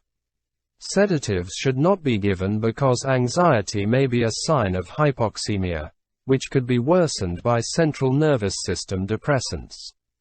Antibiotics also are not indicated routinely because viral respiratory tract infections are the primary cause of asthma exacerbations. Antibiotics should be reserved for patients who have signs and symptoms of pneumonia, e.g., fever, pulmonary consolidation, and purulent sputum from polymorphonuclear leukocytes. Mycoplasma and chlamydia are infrequent causes of severe asthma exacerbations but should be considered in patients with high oxygen requirements. Respiratory failure or impending respiratory failure as measured by rising PaCO2 greater than 45 mm of mercury, or failure to correct hypoxemia with supplemental oxygen therapy is treated with intubation and mechanical ventilation. In order to prevent barotrauma and pneumothoraces from excess positive pressure, it is recommended that controlled hypoventilation or permissive hypercapnia be used, correcting the hypoxemia, PaO2 greater than 60 mm of mercury, but allowing the PaCO2 to rise to the high 60 mm of mercury range. Next we will discuss pharmacotherapy. We will begin with beta-2 agonists. The short-acting inhaled beta-2 agonists are the most effective bronchodilators and the treatment of first choice for the management of severe acute asthma. Up to 66% of adults presenting to an emergency department require only 3 doses of 2.5 mg nebulized albuterol to be discharged. Most well-controlled clinical trials have demonstrated equal to greater efficacy and greater safety of aerosolized beta-2 agonists over systemic administration regardless of the severity of obstruction. Systemic adverse effects, hyperkalemia, hyperglycemia, tachycardia, and cardiac dysrhythmias are more pronounced in patients receiving systemic beta-2 agonist therapy. Children younger than 2 years of age achieve clinically significant responses from nebulized albuterol. Effective doses of aerosolized beta-2 agonists can be delivered successfully through mechanical ventilator circuits to infants, children, and adults in respiratory failure secondary to severe airways obstruction. Frequent administration of inhaled beta-2 agonists, every 20 minutes or continuous nebulization, has been found to be superior to the same dosage administered at 1-hour intervals. In the subset of more severely obstructed patients, continuous nebulization decreases the hospital admission rate, provides greater improvement in the forced expiratory volume in 1 second and peak expiratory flow, and reduces duration of hospitalization when compared with intermittent, that is hourly, nebulized albuterol in the same total dose. 0.29. Thus continuous nebulization is recommended for patients having an unsatisfactory response, achieving less than 50% of normal forced expiratory volume in 1 second or peak expiratory flow, following the initial 3 doses, every 20 minutes, of aerosolized beta-2 agonists, and potentially for patients presenting initially with peak expiratory flow or forced expiratory volume in 1 second values of less than 30% of predicted normal. The doses of inhaled beta-2 agonists for severe acute asthma, see Table 26.6, have been derived empirically. The beta-2 agonists follow a log linear dose-response curve. In addition, the dose-response curve is shifted to the right by more severe bronchospasm or by increased concentrations of bronchospastic mediators, which is characteristic of functional antagonists. The ability to increase the dose of the short-acting aerosolized beta-2 agonists by as much as 5 to 10-fold over doses producing adequate bronchodilation in chronic stable asthmatics is what contributes to their efficacy in reversing the bronchospasm of acute severe asthma. The nebulizer dose of inhaled beta-2 agonists for children often is listed on a weight basis, milligrams per kilogram. However, a fixed minimal dose, 2.5 mg albuterol or equivalent, as opposed to a weight-adjusted dose, is more appropriate in younger children because children younger than 5 years of age receive a lower lung dose. Adults dosed on a weight basis demonstrate excessive cardiac stimulation, so they have fixed maximal doses, see Table 26.6. Initial doses of inhaled beta-2 agonists can produce vasodilation, worsening ventilation perfusion mismatch, slightly lowering oxygen saturation or PaO2. High doses of inhaled beta-2 agonists can produce a decrease in serum potassium concentration, an increase in heart rate, and an increase in serum glucose concentration. However, both children and adults receiving continuously nebulized beta-2 agonists have demonstrated decreased heart rates as their lung function improves.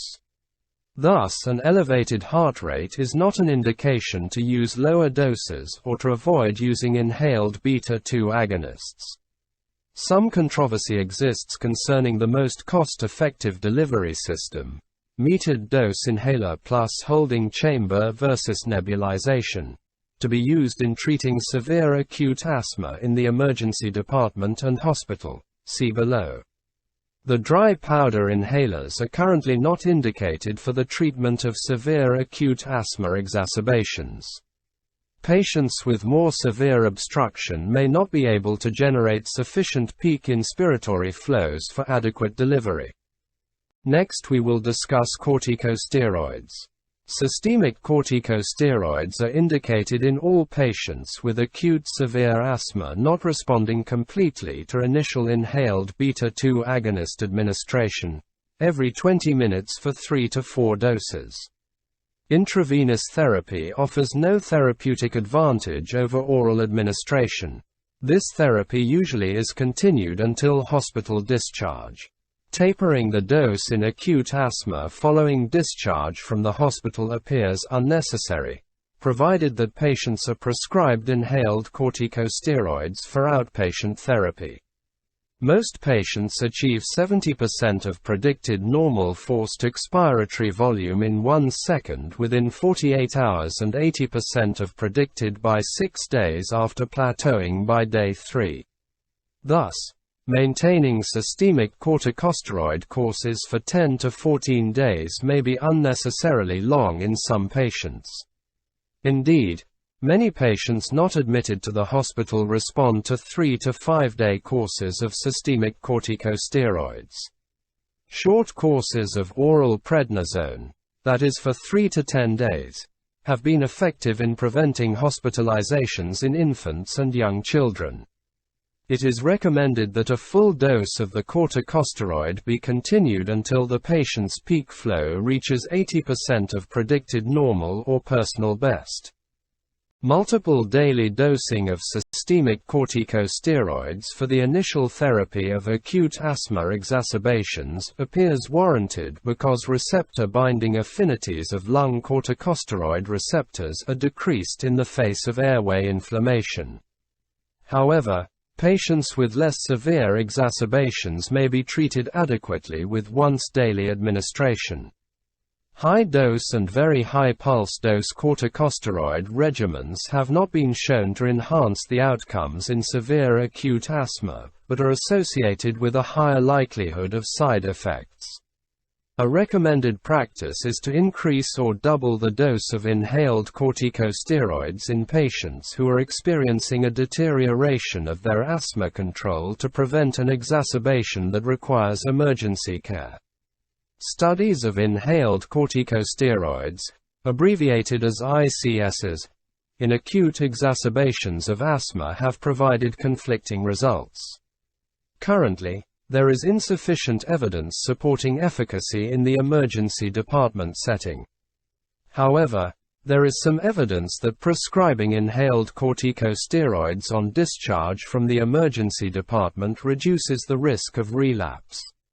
This policy seems like a reasonable recommendation because inflammation is the underlying cause of deterioration in most cases. Let's now look at anticholinergics. Inhaled ipratropium bromide generally produces a further improvement in lung function of 10% to 15% over inhaled beta-2 agonists alone. In children and adults, multiple-dose ipratropium bromide added to initial therapy also produced a reduced hospitalization rate in the subset of patients with a forced expiratory volume in 1 second of less than 30% of predicted at baseline. Ipratropium bromide, a quaternary amine, is poorly absorbed and produces minimal or no systemic effects. Care should be used when administering ipratropium bromide by nebulizer. If a tight mask or mouthpiece is not used, the ipratropium bromide that deposits in the eyes may produce pupillary dilatation and difficulty in accommodation. Ipratropium bromide is not a vasodilator, so unlike beta-2 agonists it will not worsen ventilation-perfusion mismatch. Next we will discuss alternative therapies. The emergency department use of aminophylline, a moderate bronchodilator, for acute asthma has not been recommended for a number of years. Clinical trials of aminophylline in adults and children hospitalized with acute asthma have not reported sufficient evidence of efficacy, improvement in lung function and reduced hospital stay, but have reported an increased risk of adverse effects. However, 2 studies of aminophylline in children with severe disease suggested a possible small benefit in reducing intensive care unit admissions. Adverse effects of theophylline include nausea and vomiting and potentiation of the cardiac effects of the inhaled beta-2 agonists. Magnesium sulfate is a moderately potent bronchodilator that is similar to aminophylline, producing relaxation of smooth muscle and central nervous system depression. The use of intravenous magnesium sulfate in patients presenting to the emergency department is controversial. See below. The adverse effects of magnesium sulfate include hypotension, facial flushing, sweating, nausea, loss of deep tendon reflexes, and respiratory depression. Patients have required dopamine to treat the hypotension. Helium is an inert gas of low density with no pharmacologic properties that can lower resistance to gas flow and increase ventilation because the low density decreases the pressure gradient needed to achieve a given level of turbulent flow, converting turbulent flow to laminar flow. Helium is given as a mixture of helium and oxygen, also known as helix, usually 60% to 70% helium with 30% to 40% oxygen. As with a number of experimental approaches, Helix was reported to be efficacious in initial non-randomized clinical trials. However, the small number of randomized, controlled trials completed to date have failed to document efficacy. Although Helix is free of adverse effects, its use is limited to patients with a low inspired oxygen requirement because the decrease in density generally is insignificant clinically with less than 60% helium.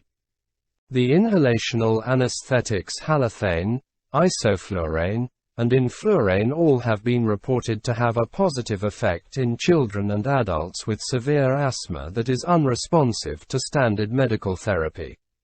The proposed mechanisms for inhalational anesthetics include direct action on bronchial smooth muscle, inhibition of airway reflexes, attenuation of histamine-induced bronchospasm, and interaction with beta-2 adrenergic receptors.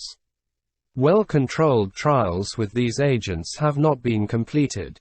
Potential adverse effects include myocardial depression, vasodilation, arrhythmias, and depression of mucociliary function. In addition, the practical problem of delivery and scavenging these agents in the intensive care environment as opposed to the operating room is a concern. The use of volatile anesthetics cannot be recommended based on insufficient evidence of efficacy. Ketamine has been recommended for rapid induction of anesthesia in patients with asthma who require intubation and mechanical ventilation. Ketamine is thought to produce bronchodilation from a combination of an increase in circulating catecholamines, direct smooth muscle relaxation, and inhibition of vagal flow. Anecdotal reports have suggested that ketamine is useful as a short-term adjunct in severe acute asthma. Controlled trials have not provided sufficient evidence of efficacy, however. Ketamine has several significant adverse effects, including the anesthesia emergence reaction, which can alter mood and cause delirium. These emergence phenomena occur in at least 25% of patients over 16 years of age. The incidence seems to be much lower in younger patients. Other risks include an increase in heart rate, arterial blood pressure, and cerebral blood flow because of its sympathetic effects. Let's now discuss special populations. Infants and children younger than 4 years of age may be at greater risk of respiratory failure than older children and adults. Although treated with the same drugs, these younger children require the use of a face mask as opposed to a mouthpiece for delivery of aerosolized medication. Use of the face mask reduces delivery of drug to the lung by 1/2 so that a minimal dose is recommended as opposed to a weight-adjusted dose. The face mask should be sized appropriately and should fit snugly over the nose and mouth. Use of the blow-by method, where the therapist or parent places the mask or extension tubing near the child's nose and mouth, should be discouraged because holding the mask as few as 2 centimeters from the patient's face reduces lung delivery of the aerosol by 80%. Pause the video and carefully scrutinize Table 26(7) summarizing pharmacologic responses to sympathomimetic agonists before advancing to the next slide. Pause the video and carefully scrutinize Table 26(8) summarizing relative selectivity, potency, and duration of action of the beta-adrenergic agonists before advancing to the next slide. We will now shift gears to drug class information. Let's begin with short-acting beta-2 agonists. The beta-2 agonists are the most effective bronchodilators available. The beta-2 adrenergic receptors are transmembrane proteins consisting of clusters of 7 helices of amino acids that form the ligand-binding core.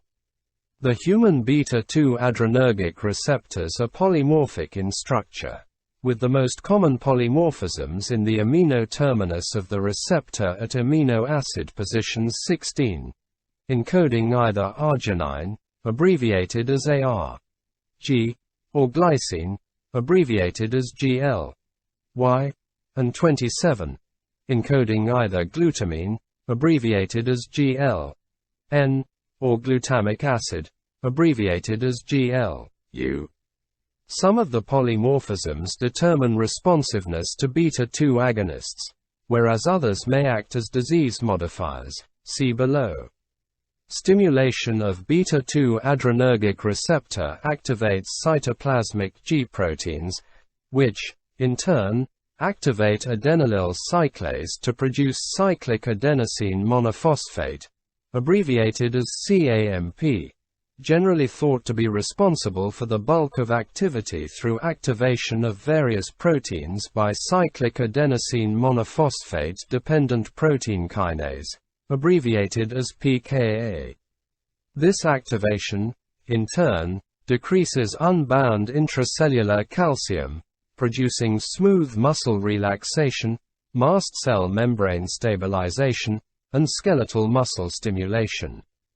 Despite the fact that beta-2 agonists are potent inhibitors of mast cell degranulation in vitro, they do not inhibit the late asthmatic response to allergen challenge or the subsequent bronchial hyperresponsiveness.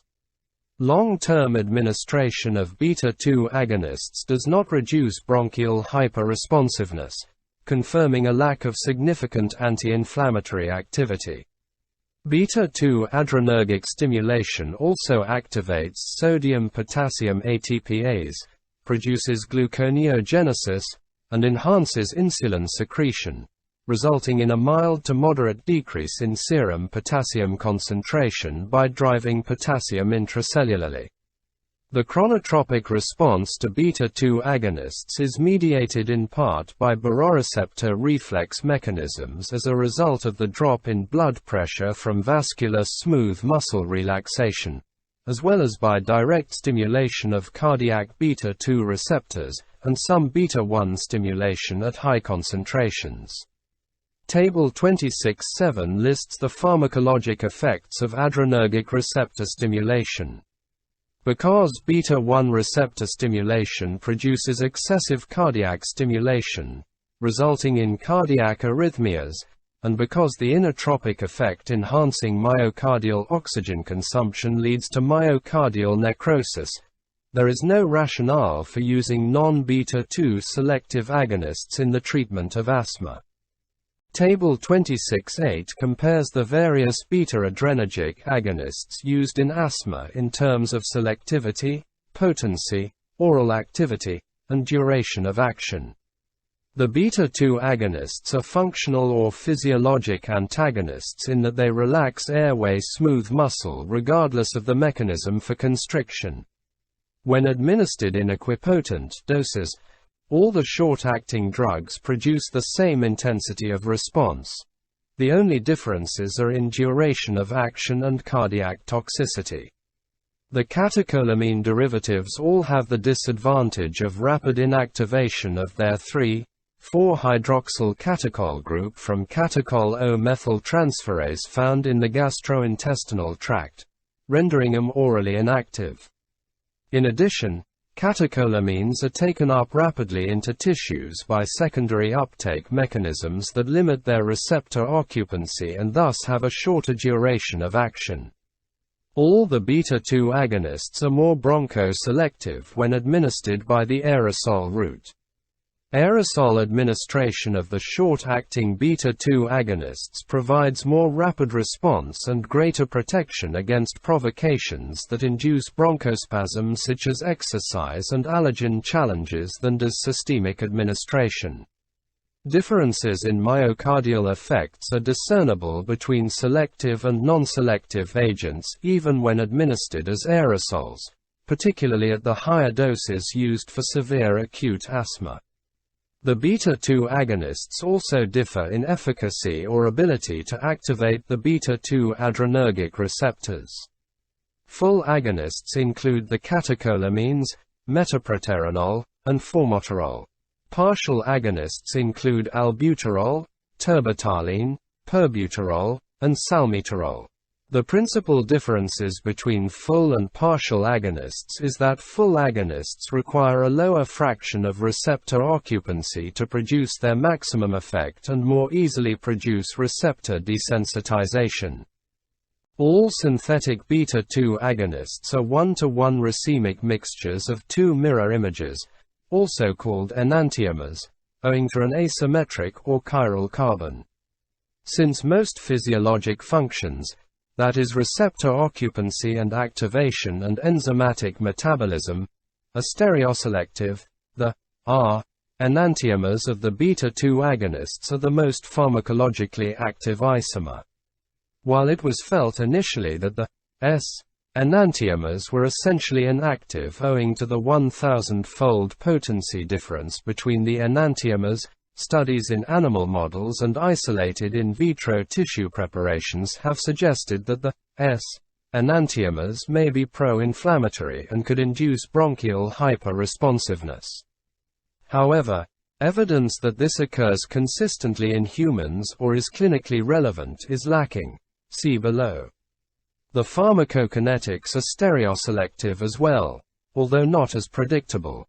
R-albuterol is metabolized more rapidly than S-albuterol, which could lead to accumulation of S-albuterol with continued dosing. This accumulation is more exaggerated with oral dosing, as would be expected from a drug with a high first-pass effect. On the other hand, S-terbutaline is eliminated more rapidly than R-terbutaline.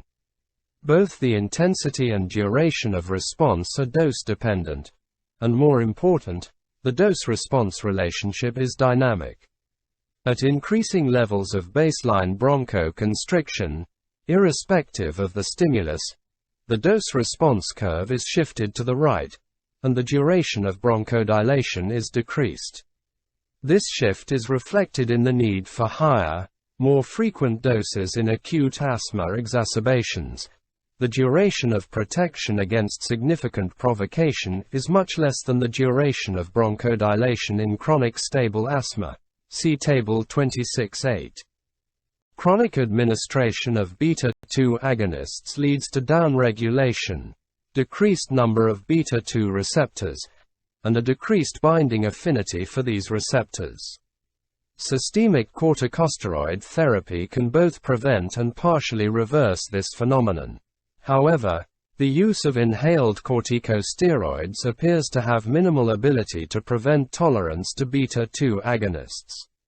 The homozygous GL-Y16 form of the receptor down-regulates to a much greater extent compared with the homozygous AR-G16 form of the receptor. The heterozygous AR-G16, GL Y16 is intermediately desensitized compared with the homozygous GL Y16 form. On the other hand, glutamate substitution at codon 27, GL U27, protects against downregulation compared with the glutamine form, GL N27, of the receptor. However, the GL Y16 overcomes any protective effect of GL U27. Tolerance primarily reduces duration of bronchodilation as opposed to peak response. A significantly greater tolerance develops in other tissues, e.g., lymphocytes and cardiac and skeletal muscle, compared with the lung primarily as a result of the surplus beta-2 receptors found in respiratory smooth muscle. Tolerance to the extrapulmonary effects, cardiac stimulation and hyperkalemia, may account for a lack of significant cardiac effects with retention of the bronchodilator response despite chronic inhaled beta-2 agonist therapy, whereas tolerance to mast cell stabilization may be a drawback to chronic use. Thus, chronic beta-2 agonist administration produces a tolerance of minimal clinical significance that is overcome easily by increasing the dose or by administering corticosteroids. Most of the tolerance occurs within a week of regular administration and does not worsen with continued administration. As would be expected from a receptor phenomenon, tolerance is a cross-tolerance to all beta-2 agonists.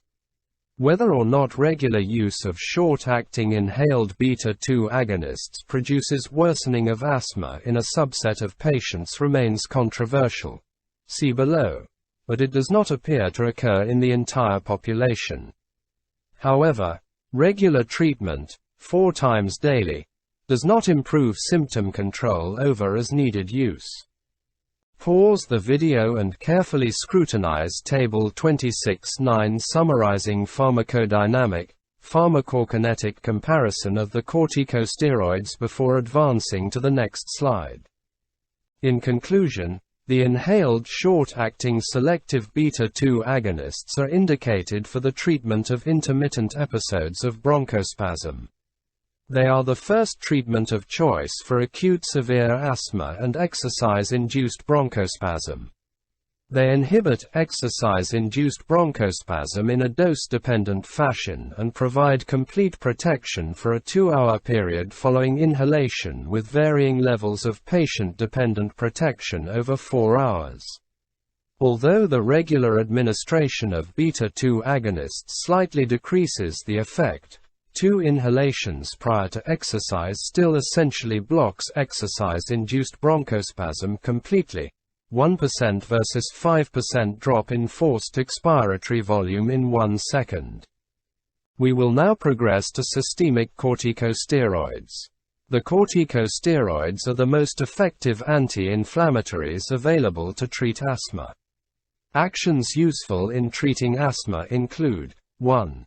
Increasing the number of beta-2 adrenergic receptors and improving the receptor responsiveness to beta-2 adrenergic stimulation.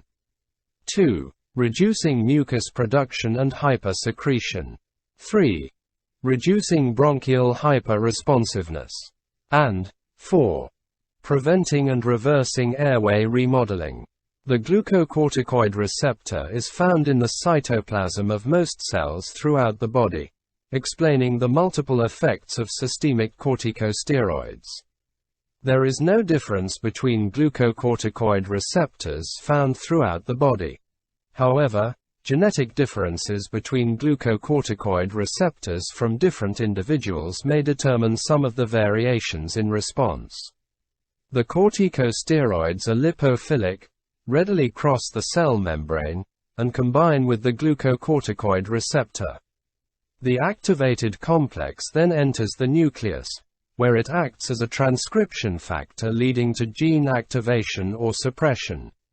This leads to specific mRNA production, resulting in increased production of anti-inflammatory mediators, suppression of several pro-inflammatory cytokines such as IL-1, granulocyte macrophage colony stimulating factor, IL-3, IL-4, IL-5, IL-6, and IL-8, reducing inflammatory cell activation, recruitment, and infiltration, and decreasing vascular permeability.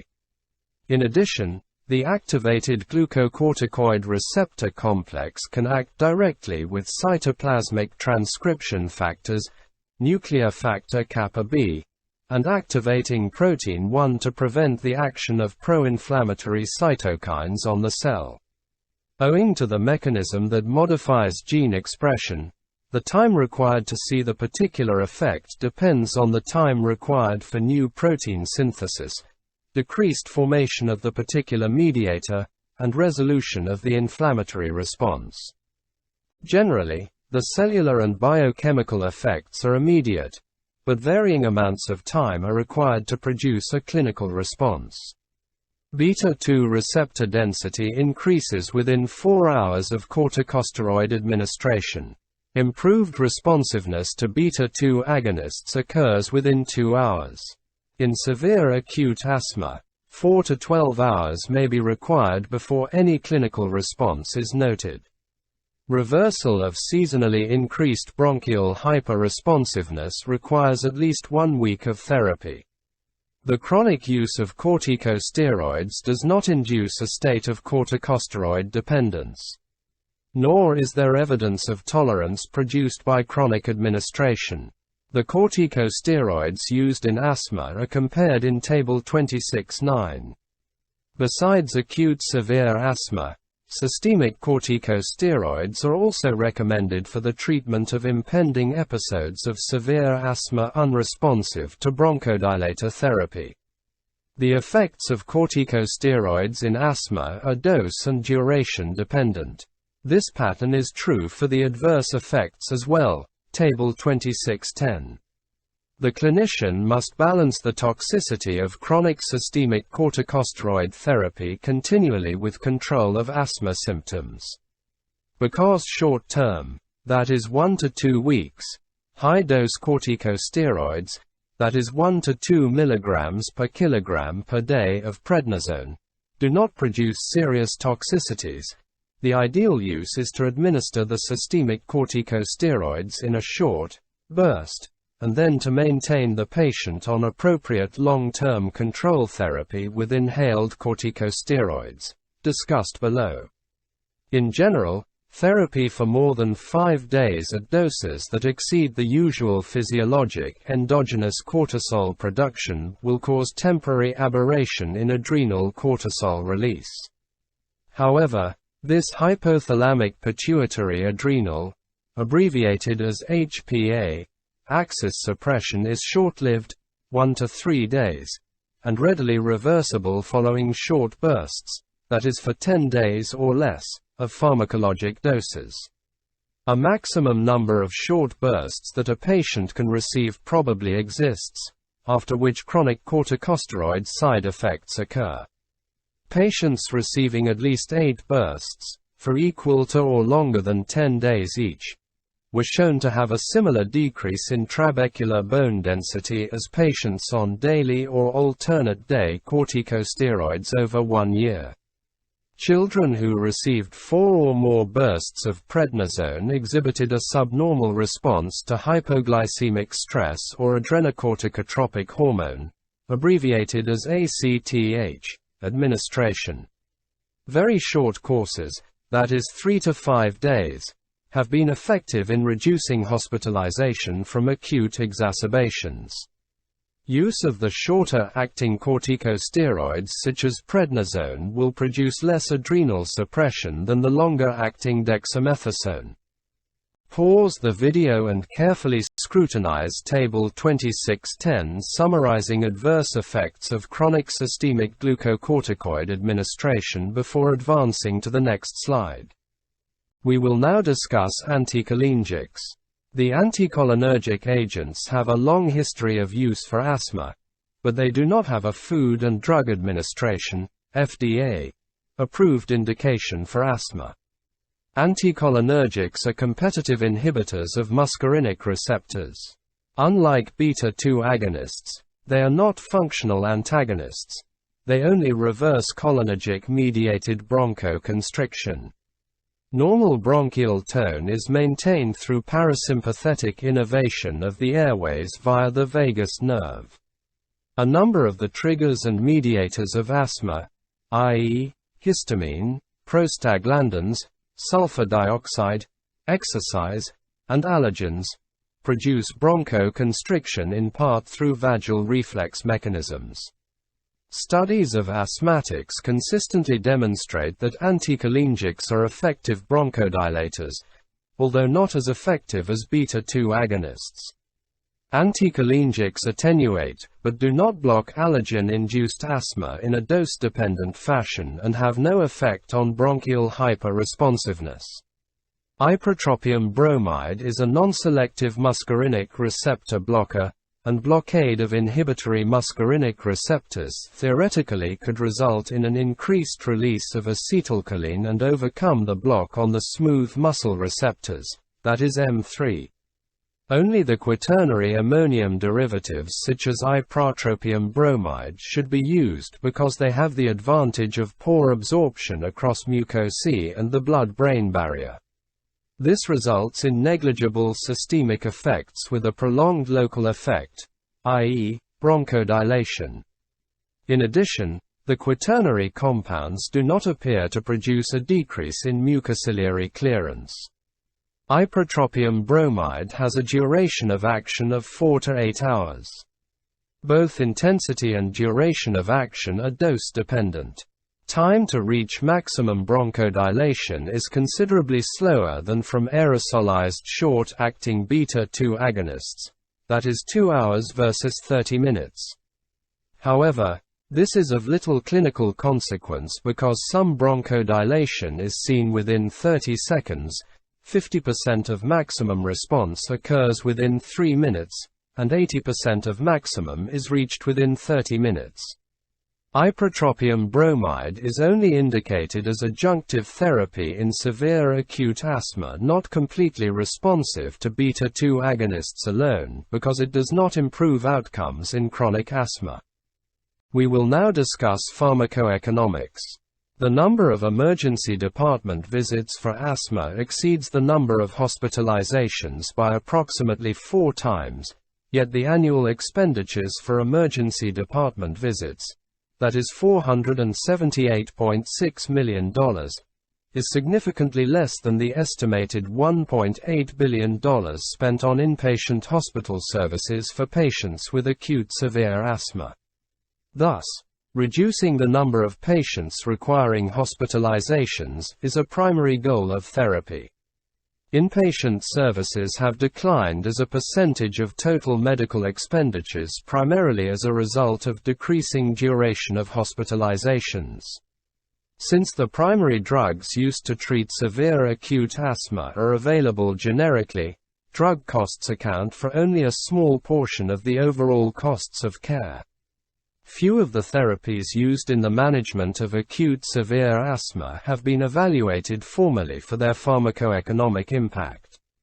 One evaluation based on a meta-analysis of inhaled anticholinergics added to inhaled beta-2 agonists in children with acute severe asthma suggested that this approach was cost-effective and would reduce overall costs by reducing hospitalizations. In children with acute severe asthma admitted to an intensive care unit, the use of continuously nebulized albuterol resulted in a decreased cost of care compared with intermittent nebulization. Let's now look at a few clinical controversies. Some clinicians believe that intravenous magnesium sulfate is effective for the treatment of severe acute asthma unresponsive to standard doses of inhaled beta-2 agonists in the emergency department. This is based on subset analyses of 2 studies showing that patients with the most severe obstruction following initial inhaled beta-2 agonists decreased hospitalizations with magnesium treatment compared with placebo.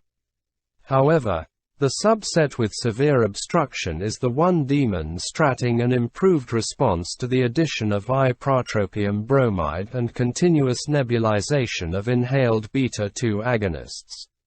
Listed as experimental by the NAEPP, the Global Initiative in Asthma, abbreviated as GINA, guidelines state that it can be considered for use in patients with severe episodes with a poor response to initial inhaled beta-2 agonists. Numerous studies have shown that the inhaled beta-2 agonists administered by metered-dose inhaler plus holding chamber provide a similar outcome in severe acute asthma as administration by jet nebulizers.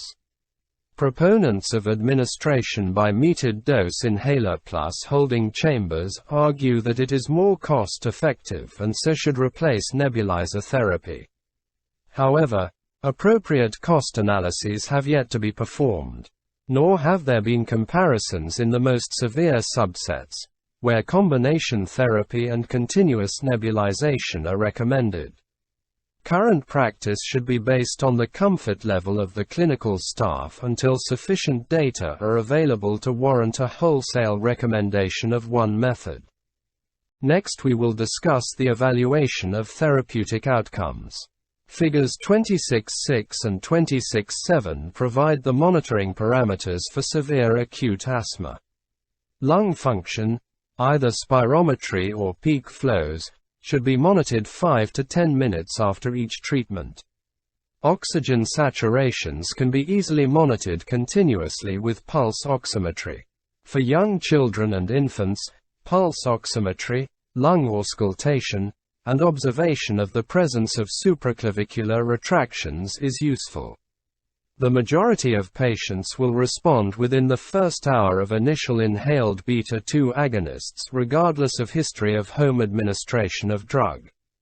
Patients not achieving an initial response should be monitored every 0.5 to 1 hour. Depending on whether there is a standard emergency department or a special unit for severe acute asthma, the decision to admit to the hospital should be made within 4 to 6 hours of entry to the emergency department. The mean duration of hospitalization following admission is 2 to 3 days. Frequency of monitoring depends on the severity of the exacerbation. With mild exacerbations, monitor lung function every 2 to 3 hours and severe exacerbations every 0.5 to 1 hour. Next we will discuss the treatment of chronic asthma. The diagnosis of chronic asthma is made primarily by history and confirmatory spirometry. See clinical presentation above. The NAEPP has provided a list of questions that would lead to the diagnosis of asthma. See Table 26.2. In the older child and adult patient in whom spirometric evaluations can be performed, failure of pulmonary functions to improve acutely does not necessarily rule out asthma. Patients with long-standing disease or substantial inflammation may require an intensive, prolonged course of bronchodilators and glucocorticoids before reversibility is detected. If baseline spirometry is normal, challenge testing with exercise, histamine, or methicillin can be used to elicit bronchial hyperresponsiveness. Patients with significant symptoms and/or a forced expiratory volume in 1 second of less than 65% of predicted normal should not be challenged. Studies for atopy such as serum IgE and sputum and blood eosinophil determinations are not necessary to make the diagnosis of asthma, but they may help differentiate asthma from chronic bronchitis in adults. Clinically, this distinction is often difficult to make. Some patients with chronic bronchitis may have a reversible component, and some patients with long-standing severe chronic asthma may have significant irreversible damage and obstruction. Very high peripheral blood eosinophil counts may point to the diagnosis of allergic bronchopulmonary aspergillosis, abbreviated as ABPA, or other hypereosinophilic syndromes. Skin testing is of no value in diagnosing asthma but is useful in identifying triggers. In small infants unable to perform spirometry, the diagnosis is more difficult. They may demonstrate hyperinflation on the chest röntgenogram.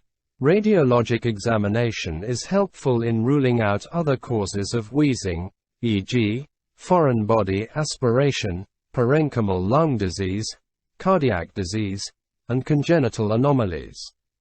In place of pulmonary functions, the parents should be given a diary card to record symptoms and precipitating events. Let's now briefly talk about the goals of management. The NAEPP has provided the following goals for chronic asthma management.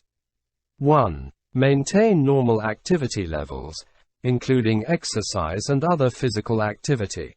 2. Maintain near normal pulmonary functions.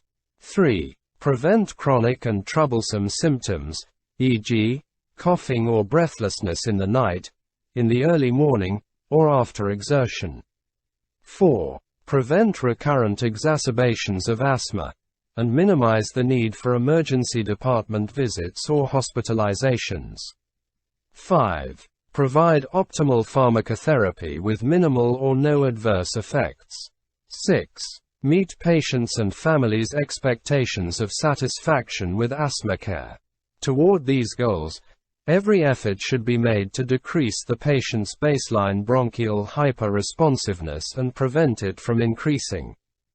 And now we will talk about non-pharmacologic therapy. Although the mainstay of the management of asthma is pharmacologic therapy, it is likely to fail without attending to the non-pharmacologic therapy issues. Figure 26.8 depicts the stepwise approach to asthma therapy recommended in the newest update by the NAEPP. It is important to note that the non-pharmacologic aspects of therapy are incorporated into the steps. The guidelines were designed to give primary healthcare providers a framework with which to develop the proper approach to the individualized therapy of patients. The heterogeneity of asthma demands an individualized approach to therapy with the basic goals of therapy as primary outcome measures. The knowledge that inflammation plays a primary role in the pathogenesis of asthma has led to the conviction that the focus of therapy is the prevention and suppression of the underlying inflammation. Thus, current therapeutic options in asthma consist of acute reliever medications used for acute exacerbations and long-term control medications used for the prevention of symptoms and exacerbations and the suppression of inflammation. The currently accepted approach is to use drugs that suppress the inflammatory response as primary long-term control therapy, thereby reducing the degree of bronchial hyperresponsiveness and improving long-term control and outcomes in asthma by preventing airway remodeling. The development of a partnership in care through patient education and the teaching of patient self-management skills should be the cornerstone of any treatment program. There are a number of published self-management programs for children and adults available through local American Lung Association chapters, as well as asthma treatment centers, and nationally through the NAEPP and the Asthma and Allergy Foundation of America. Asthma self-management programs have been shown to improve patient adherence to medication regimens, improve self-management skills, and improve use of healthcare services. The objective of these programs is to develop a partnership relationship between the patient and the healthcare provider. Table 2611 lists the key educational messages recommended by the NAEPP. Self-management programs instruct patients in the pathogenesis of asthma and the appropriate use of their medications, but focus principally on teaching patients to recognize triggers for their asthma and how to recognize early signs of deterioration. Use of objective measurement of airflow obstruction with a home peak flow meter is integral to many of the programs. However, routine peak flow monitoring in and of itself does not improve patient outcomes. The NAEPP now advocates the use of peak flow meters only for patients with moderate and severe persistent asthma. The NAEPP also has recommended a system based on a traffic light scenario, based on percentage of normal predicted values or personal best values. The green zone is equal to 80% to 100%, the yellow zone is equal to 50% to 79%, and the red zone is less than 50%. The yellow zone is cautionary and requires increasing as needed bronchodilator use, and either increasing the anti-inflammatory dose or beginning prednisone if not improved, whereas the red zone warrants contacting the patient's healthcare provider. This approach can assist the patient and health professional in determining the next level of therapy. Patient education is essential before monitoring can be effective. Patient education has proved successful regardless of the health professional who provided the information, physician, nurse, or pharmacist. The NAEPP advocates significant involvement of the primary healthcare provider in the educational process. The provision of written treatment plans enhances the success of education and peak flow monitoring and is considered an essential component of care. Samples of clinically tested written action plans are available from the NAEPP Expert Panel Report 2. In patients with known allergic triggers for their asthma, allergen avoidance has resulted in an improvement in symptoms, a reduction in medication use, and a decrease in bronchial hyperresponsiveness. Relatively simple environmental controls for patients with house dust mite allergy, such as removing carpeting from bedrooms, washing sheets in hot water that is over 130 degrees Fahrenheit, and using plastic pillow and mattress covers can reduce symptoms and need for medications. Obvious environmental triggers, i.e., warm-blooded animals or cockroaches, if the patient is sensitive, should be avoided. However, there is very little evidence that extensive environmental controls, i.e., home air filtering systems and chemicals for killing house dust mites, are of any value. Although allergen avoidance has proved beneficial, immunotherapy, allergy shots, is not efficacious in asthma, although a proven and accepted therapy for allergic rhinitis.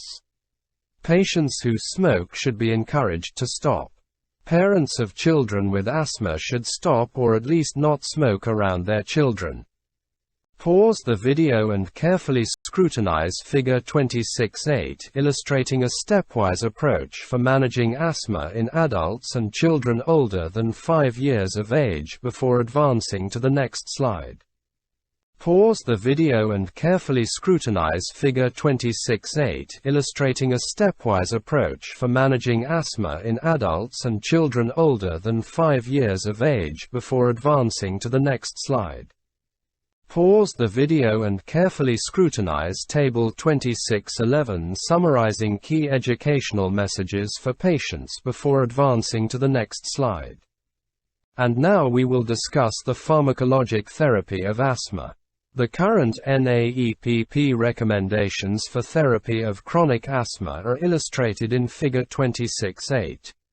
Regardless of the long-term control therapy, all patients need to have quick relief medication in the form of short-acting inhaled beta-2 agonists available for acute symptoms.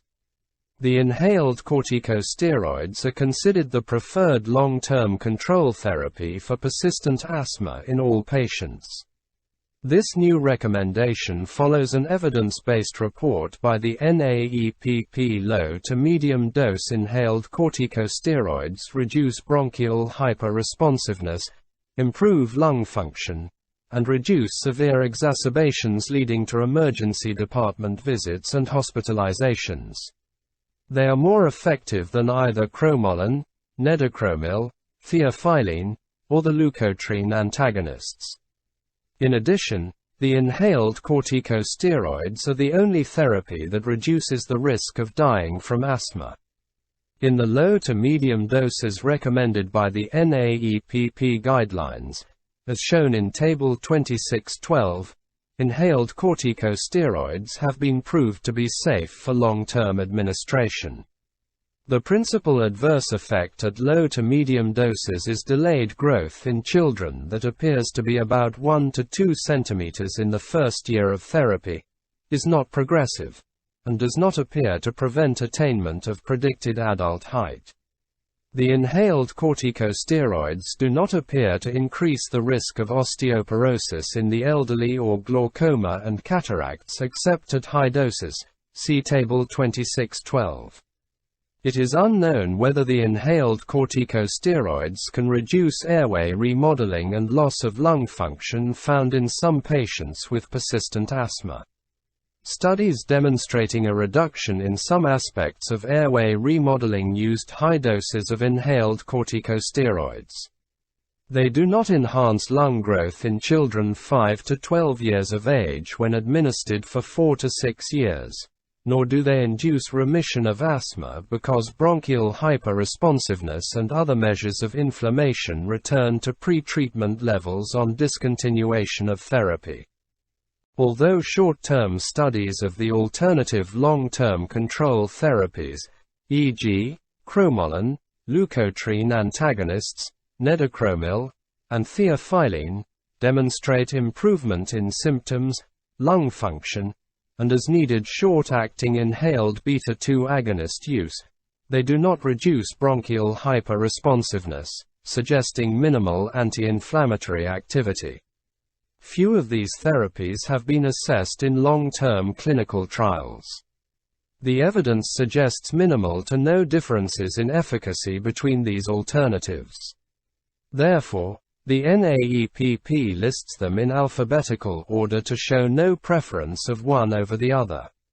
Of interest, the Global Initiative in Asthma Guidelines, established in cooperation with the National Institutes of Health and the World Health Organization, list the alternatives based on costs because the World Health Organization is concerned with providing therapies to third world countries. As a result, theophylline is listed first as the least expensive and leukotriene antagonists last as the most expensive. The most significant change in the NAEPP guidelines update in 2002 is the recommendation that the combination of inhaled corticosteroids and long-acting inhaled beta-2 agonists is the preferred treatment for step 3 moderate persistent asthma. This change is based on strong evidence of superiority of the combination over doubling the dose of inhaled corticosteroids.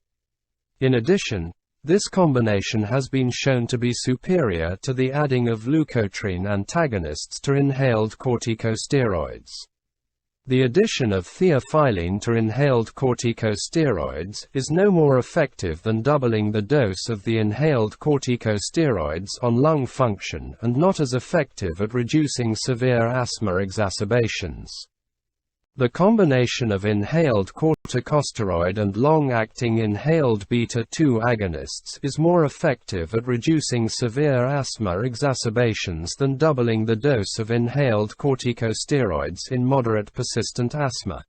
However, increasing the dose of inhaled corticosteroid fourfold into the high-dose range also will result in a significant reduction in exacerbations. However, doses of inhaled corticosteroids in the high range significantly enhance the risk of toxicity. Thus, high doses of inhaled corticosteroids plus long-acting inhaled beta-2 agonists are reserved for patients with step 4 severe persistent asthma. Although the addition of a third controller medication is often used clinically in patients requiring step 4 therapy, there are few studies evaluating this practice. Leukotriene antagonists added to high-dose inhaled corticosteroids and long-acting inhaled beta-2 agonists do not improve outcomes. None of the other long-term controllers has been evaluated in this scenario. Omalizumab or anti-IgE has received FDA approval for use in corticosteroid-dependent, severe asthma. Thus, patients with severe asthma and atopy with an elevated IgE concentration would be candidates for omalizumab. Pause the video and carefully scrutinize Table 2612 summarizing available inhaled corticosteroid products, lung delivery, and comparative doses before advancing to the next slide. We will now look at special populations.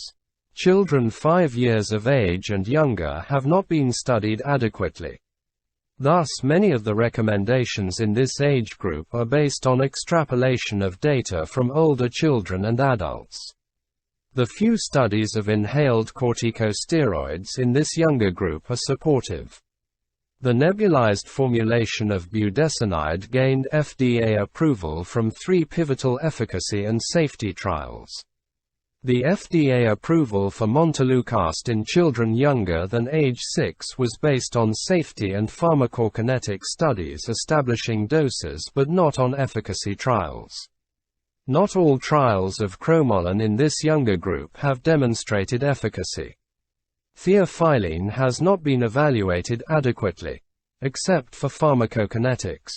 Combination therapy of any kind has not been studied except for a small number of patients down to 4 years of age on inhaled corticosteroids plus long-acting inhaled beta-2 agonists. The FDA approval of the Advair Discus 100/50 in patients 4 to 11 years of age was based on extrapolation of efficacy data from patients older than 12 years of age and by safety and efficacy data from a study of the Advair Discus 100/50 in children with asthma aged 4 to 11 years.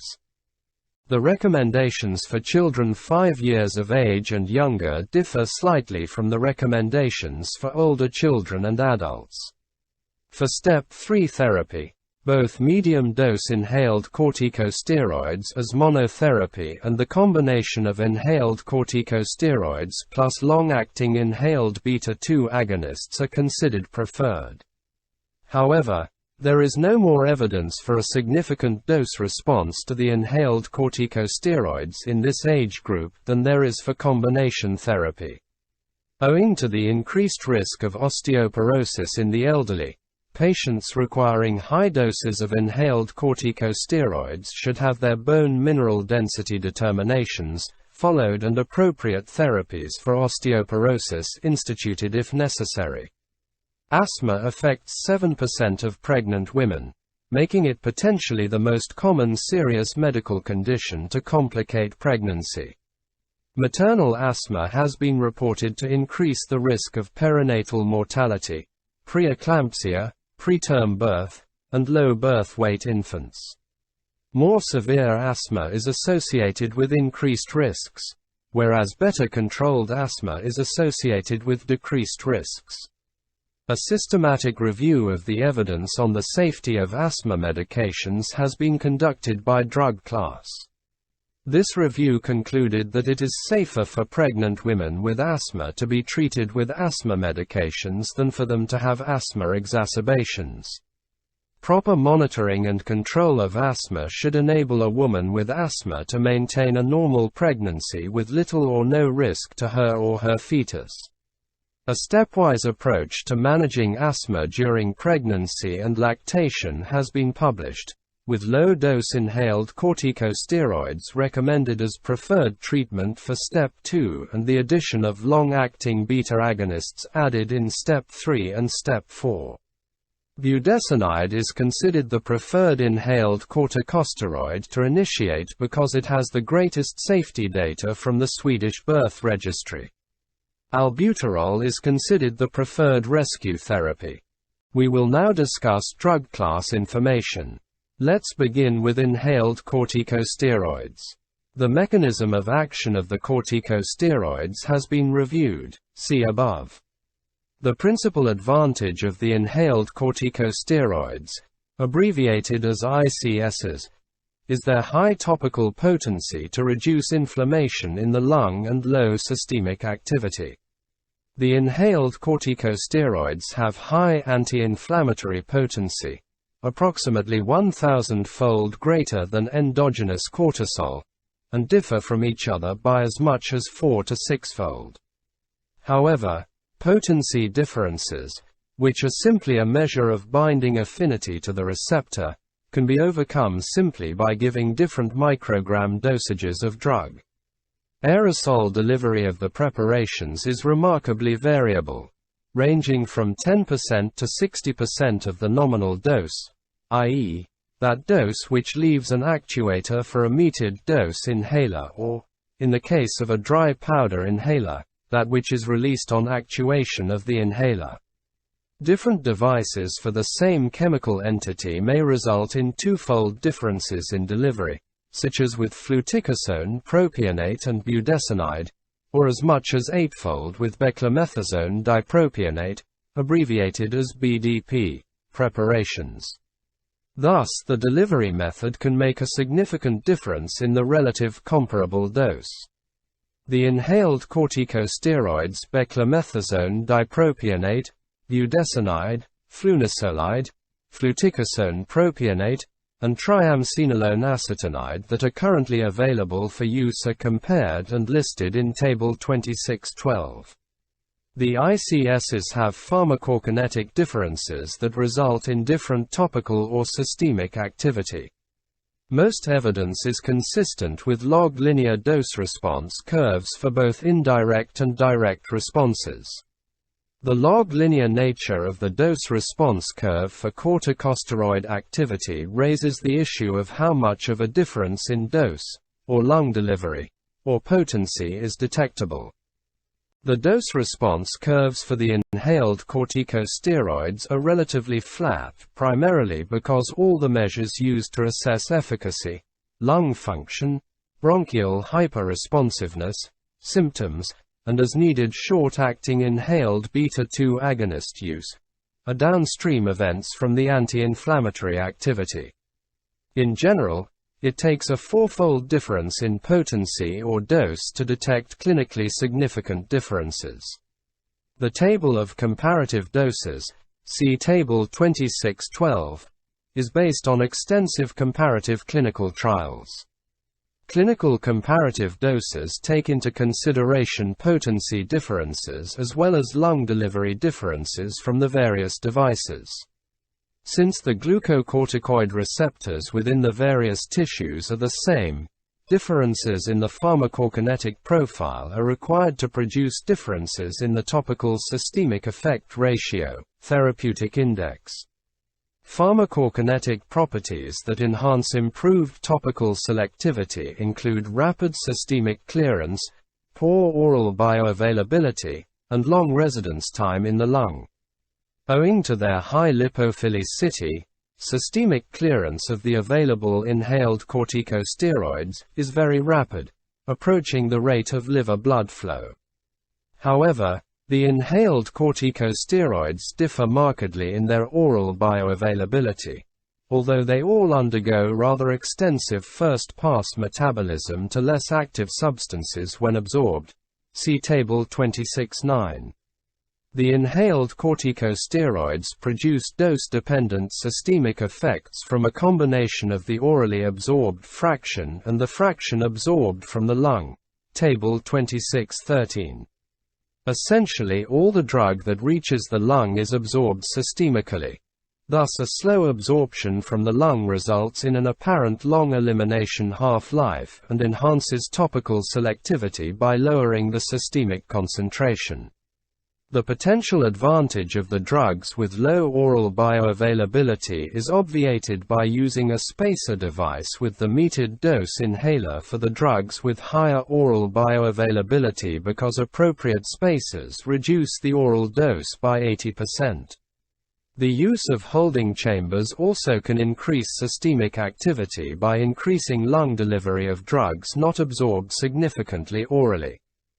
If this increase in lung deposition is twofold or less, it will increase systemic activity without producing a clinically important increase in efficacy, thus decreasing the therapeutic index.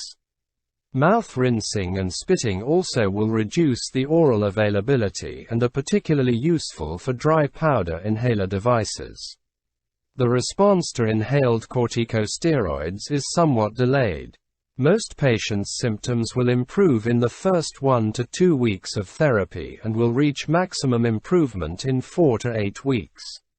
Improvement in baseline forced expiratory volume in 1 second and peak expiratory flows may require 3 to 6 weeks for maximum improvement, whereas improvement in bronchial hyperresponsiveness requires 2 to 3 weeks and approaches maximum in 1 to 3 months, but may continue to improve over 1 year.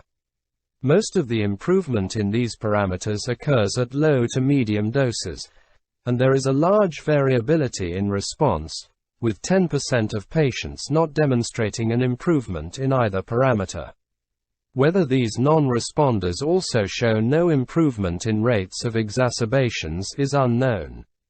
Maximum decrease in exhaled nitric oxide occurs within 2 to 3 weeks.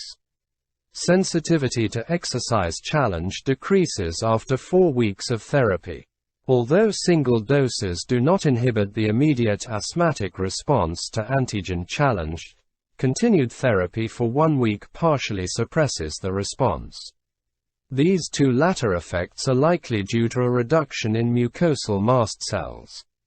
Local adverse effects from inhaled corticosteroids include oropharyngeal candidiasis and dysphonia that are dose-dependent. The dysphonia appears to be due to a local corticosteroid-induced myopathy of the vocal cords. The use of a spacer device can decrease oropharyngeal deposition and thus decrease the incidence and severity of local side effects. In infants who require delivery through a face mask, The parent should clean the nasal perioral area with a damp cloth following each treatment to prevent topical candidal infections. Pause the video and carefully scrutinize Table 2613 summarizing effects of inhaled corticosteroids before advancing to the next slide. Systemic adverse effects can occur with any of the inhaled corticosteroids given in a sufficiently high dose. Long-term adverse effects of greatest concern include growth suppression in children, osteoporosis, cataracts, and adrenal insufficiency and crisis. Of these, only growth retardation occurs in low to medium doses. However, the growth reduction appears to be transient in that growth velocity is reduced in the first 6 months to 1 year of therapy and then returns to normal. The effect is small, 1 to 2 centimeters total, and not cumulative, and current studies suggest that attainment of predicted adult height is not affected. The suppression of the hypothalamic pituitary adrenal axis and decreased bone mineralization are dose-dependent, and do not appear to be significant clinically except at high doses. The risks of these adverse effects are all dose-dependent and depend on the therapeutic index of each inhaled corticosteroid and its delivery device. The effect of delivery device is illustrated by fluticasone propionate, which has both the greatest therapeutic index when administered by dry powder inhaler and the lowest therapeutic index when administered by metered dose inhaler plus holding chamber. Most patients with moderate disease can be controlled with twice-daily dosing of most inhaled corticosteroids. Twice-daily dosing produces less thrush than 3 to 4 times daily dosing regimens. In milder asthma, once-daily dosing is often sufficient to maintain control. Some of the newer products have gained once-daily dosing indications for step-down therapy once initial control is established. Chronobiologic dosing studies have demonstrated that dosing at 3 to 5 p.m. improves efficacy and may decrease adverse effects. However, this is a very difficult time to achieve for working adults and school children. There does not appear to be any specific pharmacologic or pharmacokinetic aspect of the inhaled corticosteroids that allows for once-daily dosing because all the agents studied, both the older low-potency and newer high-potency inhaled corticosteroids, have been effective, provided that patients had relatively mild to moderate asthma. More severe patients require multiple daily dosing. The inflammatory response of asthma has been shown to inhibit steroid receptor binding.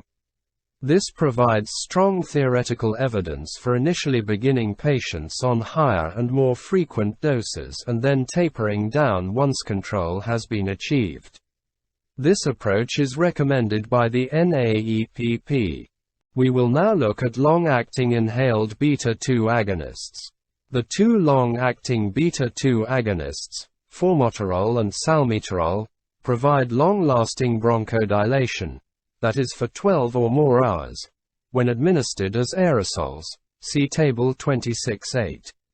Unlike the more water-soluble short-acting beta-2 agonists, the long-acting agents are lipid-soluble, readily partitioning into the outer phospholipid layer of the cell membrane. Salmeterol is more beta-2 selective than albuterol and more bronchoselective by virtue of its property of remaining in the lung tissue cell membrane, which produces its longer duration. However, both formoterol and salmeterol will produce dose-dependent systemic beta-2 agonist effects. The principal differences between formoterol and salmeterol is that formoterol has a more rapid onset of action, similar to that of albuterol, and formoterol is a full agonist, whereas salmeterol is a partial agonist. These differences are unlikely to produce clinically significant differences because both are recommended for chronic therapy only in combination with inhaled corticosteroids. They are available singly and as fixed-dose combinations with inhaled corticosteroids, see below. Patients should be warned that salmeterol is ineffective for acute severe asthma because it can take up to 20 minutes for onset and 1 to 4 hours for maximum bronchodilation following inhalation. Patients need to be counseled to continue to use their short-acting inhaled beta-2 agonists for acute exacerbations while receiving the long-acting inhaled beta-2 agonists. Long-acting inhaled beta-2 agonists are indicated as preferred therapy for Step 3 as adjunctive therapy to low to medium doses of inhaled corticosteroids and for Step 4 in combination with medium to high doses of inhaled corticosteroids. Combination treatment with both an inhaled corticosteroid and a long-acting beta-2 agonist provides greater asthma control than increasing the dose of inhaled corticosteroid alone, while at the same time reducing the frequency and perhaps the severity of exacerbations. Since they are devoid of anti-inflammatory activity, the long-acting inhaled beta-2 agonists should not be used as monotherapy for asthma. Recent evidence suggests that patients treated with monotherapy are at an increased risk for severe exacerbations. Additionally, a large and so far unpublished study of the effect of adding salmeterol to usual treatment for asthma in the general population has been halted prematurely owing to poor trial enrollment and an increased risk of asthma-related deaths in African American patients receiving salmeterol. Whether this was due to greater asthma severity or undertreatment with inhaled corticosteroids was difficult to discern. As with short-acting beta-2 agonists, tolerance is produced with chronic administration. Long-term trials have shown no diminution in bronchodilator response, but a partial loss of the initial bronchoprotective effect against methacholine or histamine challenge by salmeterol. In particular, the duration of protection against exercise-induced bronchospasm following a single dose of salmeterol is up to 9 hours, but is reduced to less than 4 hours following regular treatment. Following regular treatment with salmeterol and formoterol, decreased protection against nonspecific bronchoprovocation with methacholine also occurs, although it provides greater protection than placebo. Responsiveness to short-acting beta-2 agonists has been reported to be slightly decreased, but easily overcome by increasing the dose, by approximately 1 puff, following chronic therapy with long-acting beta-2 agonists. There is ample evidence that the use of a long-acting beta-2 agonist in combination with inhaled corticosteroid therapy does not mask inflammation. A meta-analysis of studies comparing the addition of salmeterol to inhaled corticosteroid therapy versus at least a doubling of inhaled corticosteroid dose demonstrates that rather than increasing asthma exacerbations, the number of these events was reduced. There are few data on the efficacy of long-acting beta agonists, abbreviated as LABAs, on asthma exacerbation rates in pediatric patients, but studies are ongoing. We will now progress to methylxanthines. Methylxanthines have been used for asthma therapy for over 50 years, but their use in recent years has declined markedly owing to the high risk of severe life-threatening toxicity and numerous drug interactions, as well as decreased efficacy compared with inhaled corticosteroids and long-acting inhaled beta-2 agonists. Theophylline, the primary methylxanthine of interest, is a moderately potent bronchodilator with mild anti-inflammatory properties. Like the beta-2 agonists, the methylxanthines are functional antagonists of bronchospasm. However, their clinical utility is limited by their low therapeutic index. Theophylline as a sustained-release product is the preferred oral preparation, whereas its complex with ethylene diamine, that is aminophylline, is the preferred injectable product owing to increased solubility. The mechanism by which theophylline produces bronchodilation appears to be through non-selective phosphodiesterase inhibition. Inhibition of phosphodiesterase results in increased CAMP and cyclic guanosine monophosphate, abbreviated as CGMP, concentrations. The phosphodiesterase, abbreviated as PDE, isoenzymes currently thought to be important for theophyline's clinical effects are isoenzymes 3, predominant in airway smooth muscle, and IV, important in inflammatory cell regulation such as mast cells, neutrophils, eosinophils, and T lymphocytes. Selective phosphodiesterase isoenzyme IV inhibitors, however, have no significant effects in clinical asthma. Theophylline is a competitive antagonist of adenosine and stimulates endogenous catecholamine release. These latter two effects are important determinants of toxic symptoms of excess theophylline. Theophylline, like the beta-2 agonists, has a log linear dose-response curve. Most chronic stable asthmatics will obtain significant bronchodilation when the serum theophylline concentration reaches 5 micrograms per milliliter, and most patients will have no toxic symptoms with serum concentrations of less than 15 micrograms per milliliter. The percentage of patients experiencing adverse effects increases sharply as concentrations exceed 15 micrograms per milliliter. As with the beta-2 agonists, the dose-response curves for smooth muscle relaxation by theophylline are dynamic and shifted to the right in the face of increasing contractile stimuli. This probably explains theophylline's relative lack of bronchodilatory effect in acute severe asthma. The severity of theophylline's toxicity precludes even doubling the usual dosage. Toxicities include caffeine-like effects of nausea, vomiting, tachycardia, jitteriness, and difficulty sleeping to more severe toxicities such as cardiac tachyarrhythmias and seizures. Death has occurred in children receiving their usual doses of theophylline during acute systemic viral illnesses. Routine monitoring of serum concentrations is essential for the safe and effective use of theophylline. Theophylline is eliminated primarily by metabolism via the hepatic cytochrome P450 mixed-function oxidase microsomal enzymes, primarily the CYP1A2 and CYP3A3 isozymes, with 10% or less excreted unchanged in the kidney. Theophylline clearance is age-dependent, with 1 to 9-year-olds having the highest systemic clearances and therefore requiring the largest dosages, on a weight basis. However, even within the same age groups, theophylline clearance can vary 2 to 3-fold. Figure 26.9 gives a dosing and monitoring schedule for theophylline. Factors affecting theophylline's hepatic metabolism are listed in Table 26.14.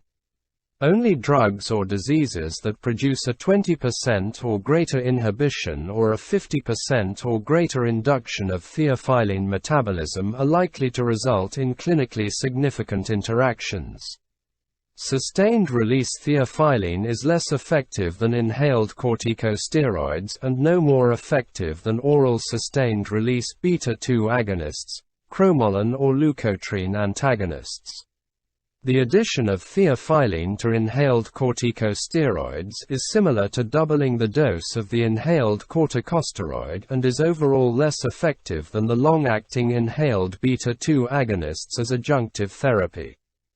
Pause the video and carefully scrutinize Figure 26.9, which is an algorithm for slow titration of theophylline dosage and guide for final dosage adjustment based on serum theophylline concentration measurement before advancing to the next slide. Pause the video and carefully scrutinize Table 26.14 summarizing factors affecting theophylline clearance before advancing to the next slide.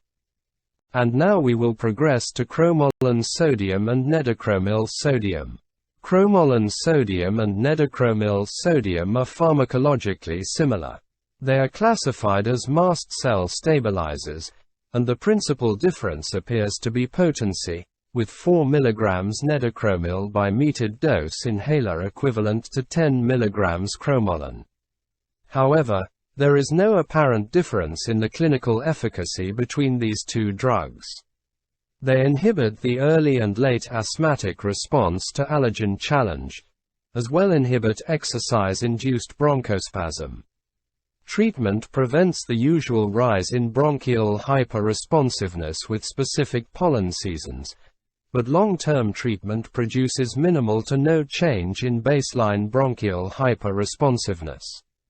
They inhibit neurally mediated bronchoconstriction through C-fiber sensory nerve stimulation in the airways, although neither drug has a bronchodilatory effect. Cromolyn and nedocromil are only effective by inhalation, and are available as metered dose inhalers, whereas cromolyn also is available as a nebulizer solution. The pharmacokinetics of both drugs are very similar. They are not bioavailable orally, but the portion of the dose that reaches the lung is absorbed completely. Absorption from the airway is significantly slower than elimination, hours versus minutes. The short duration in the lung likely limits their efficacy. Both the intensity and duration of protection against various challenges are dose-dependent. Higher doses produce greater and more prolonged protection. Both drugs are remarkably non-toxic. No evidence of mutagenesis or teratogenesis has been found for cromolyn. Cough and wheeze have been reported following inhalation of each, and bad taste and headache following nedocromil are reported.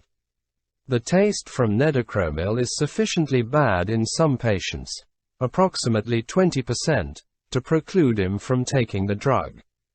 Tolerance to cromolyn or nedocromil has not been demonstrated.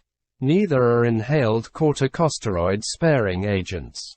Cromolyn and nedocromil are no more or less effective than theophylline or the leukotriene antagonists for persistent asthma. Neither cromolyn nor nedocromil is as effective as the inhaled corticosteroids for controlling persistent asthma. Neither is as effective as the inhaled beta-2 agonists for preventing exercise-induced bronchospasm, but can be used in conjunction for patients not responding completely to the inhaled beta-2 agonists. Most patients will experience an improvement in 1 to 2 weeks, but it may take longer to achieve maximum benefit. Patients initially should receive cromolyn or nedocromil 4 times daily, and then only after stabilization of symptoms may the frequency be reduced to 2 times daily for nedocromil and 3 times daily for cromolyn. Only the nebulizer solution should be used for children younger than 5 years of age. We will now discuss the leukotriene modifiers. 2 clinically distinct cystenyl leukotriene receptor antagonists, e.g. zafirlukast and montelukast, and 1 inhibitor of leukotriene synthesis, Xeluton, have been available in the United States since 1996 for both children and adults with persistent asthma. In challenge studies, they reduce allergen, exercise, cold air hyperventilation, irritant, and aspirin-induced asthma. Clinical use of Xeluton is limited owing to the need for 4 times daily dosing, the potential for elevated liver enzymes, especially in the first 3 months of therapy, and the potential inhibition of drugs metabolized by the CYP3A4 isoenzymes. In clinical trials, the LTD4 receptor antagonists, that is zafirlukast and montelukast, have demonstrated efficacy in adults and children with persistent asthma. These drugs improve pulmonary function tests, forced expiratory volume in 1 second and peak expiratory flow, decrease nocturnal awakenings and beta-2 agonist use, and improve asthma symptoms. A major advantage is that they are effective orally, administered once or twice a day, and contribute to patient adherence and satisfaction with therapy. However, they are less effective in asthma than low doses of ICSs, although some patients, even those with severe disease, may have useful clinical improvement. For example, in 533 patients, that is older than 15 years old, with persistent asthma, treatment with fluticasone 176 micrograms by metered dose inhaler twice daily improved mean morning forced expiratory volume in 1 second at endpoint by 22.9% versus montelukast 10 mg daily improvements of 14.5%, with a p-value less than 0.001. All other asthma outcomes were improved to a greater extent by fluticasone therapy. It is not yet possible to predict which patients respond best to leukotriene modifiers, although there is some evidence that patients with aspirin-sensitive asthma do well, as predicted by studies showing increased cysteine leukotriene production in these patients. It is possible that genetic polymorphisms in the 5-lipooxygenase, abbreviated as 5L, O, or LTC4 synthase pathways or in CYSLT1 receptors might predict better responders in the future. Antileukotrienes also have modest efficacy in allergic rhinitis. In general, the LTD4 receptor antagonists are well tolerated and do not appear to have serious class-specific effects. In the early 6 months of Fluticast trials, non-respiratory or laboratory abnormalities did not occur with greater frequency in the treatment group than in the placebo groups. However, post-marketing surveillance reports include elevations in serum aminotransferase concentrations and clinical hepatitis, thought to be rare. An idiosyncratic syndrome similar to the Churg-Strauss syndrome, with marked circulating eosinophilia, heart failure, and associated eosinophilic vasculitis, has been reported in a small number of patients treated with zafirlukast or montelukast.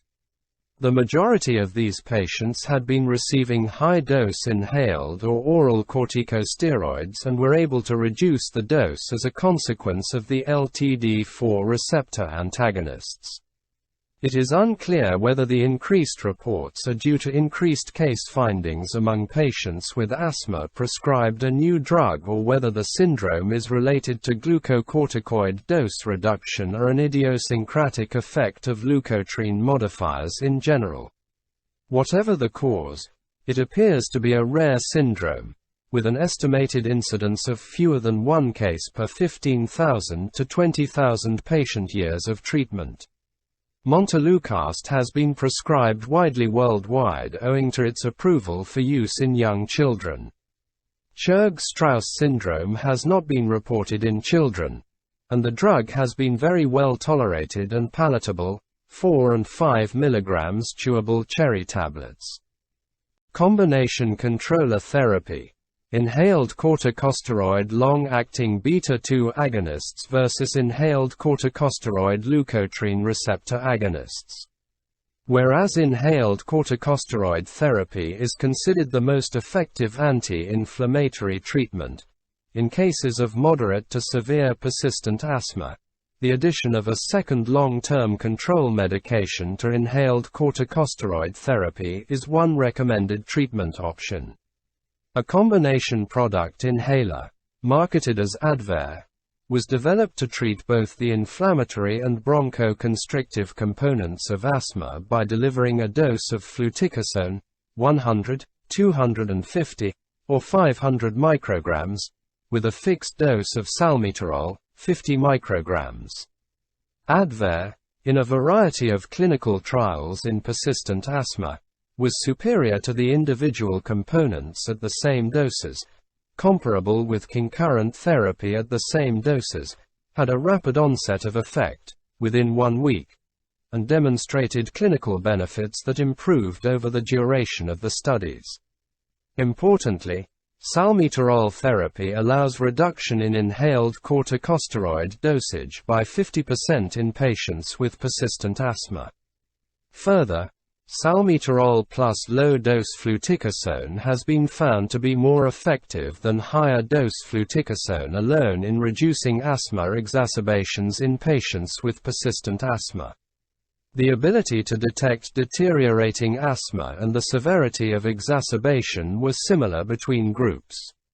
Leukotriene receptor agonists also have been found to be successful as additive therapy in patients inadequately controlled on inhaled corticosteroid alone and as inhaled corticosteroid-sparing therapy.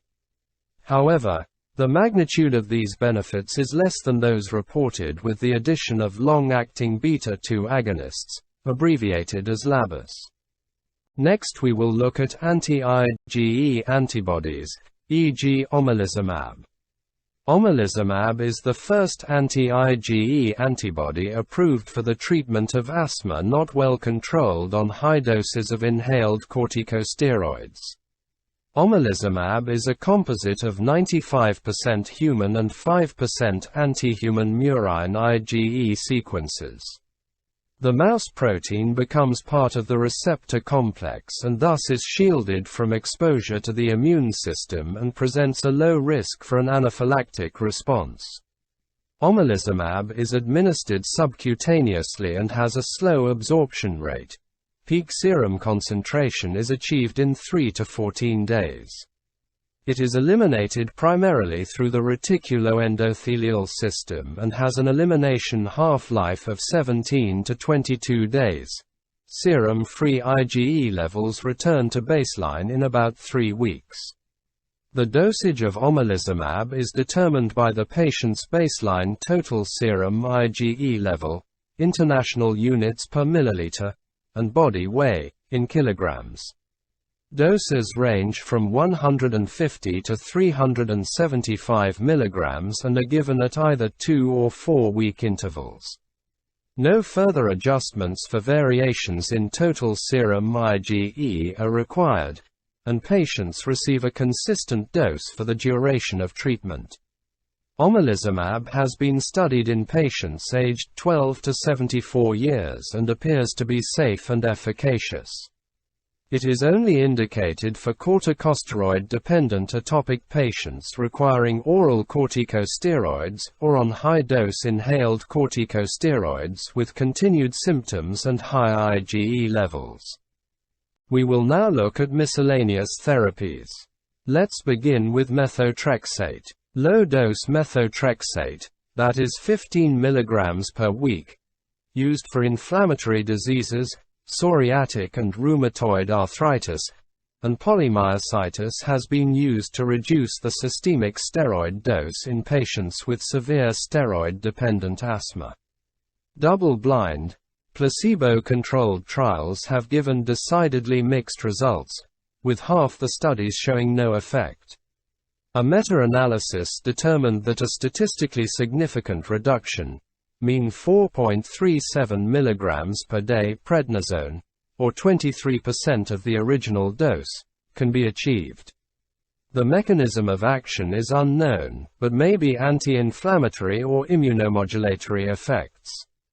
Methotrexate inhibits chemotaxis of neutrophils, inhibits leukotriene B4-induced adherence to endothelium, and inhibits the pro-inflammatory activity of IL-1. Low-dose weekly methotrexate is not without hazard.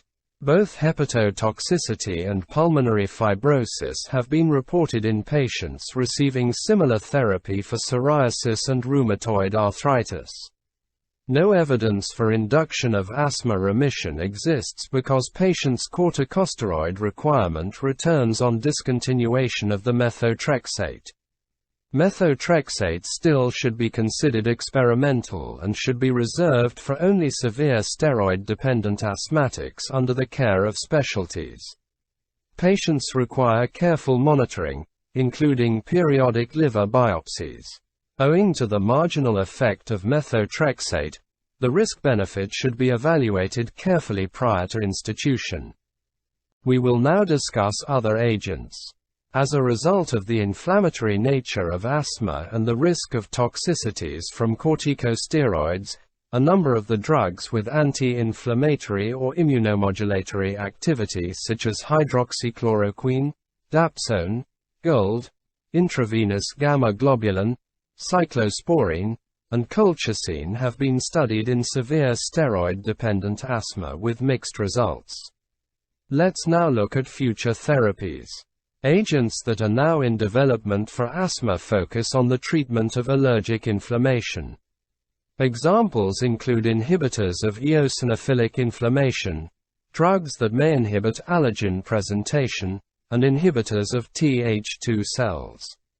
Multiple cytokines have been implicated in allergic inflammation, and several possible inhibiting approaches are being explored. These range from drugs that inhibit cytokine synthesis, cyclosporin A and tacrolimus, humanized blocking antibodies to cytokines or their receptors, soluble receptors to mop up secreted cytokines, receptor antagonists, and drugs that block the signal transduction pathways activated by cytokines. Specifically, humanized monoclonal antibodies to IL-5 and nebulized soluble IL-4 receptors have been tested but have been disappointing to date. Next we will discuss pharmacoeconomic considerations. Of the estimated $12.6 billion cost of asthma in the United States in 1998, direct medical expenditure accounted for 58% of the total, with emergency care, emergency department and inpatient hospital care reaching $2.5 billion and prescription medications, $3.2 billion, as the single largest direct medical expenditure.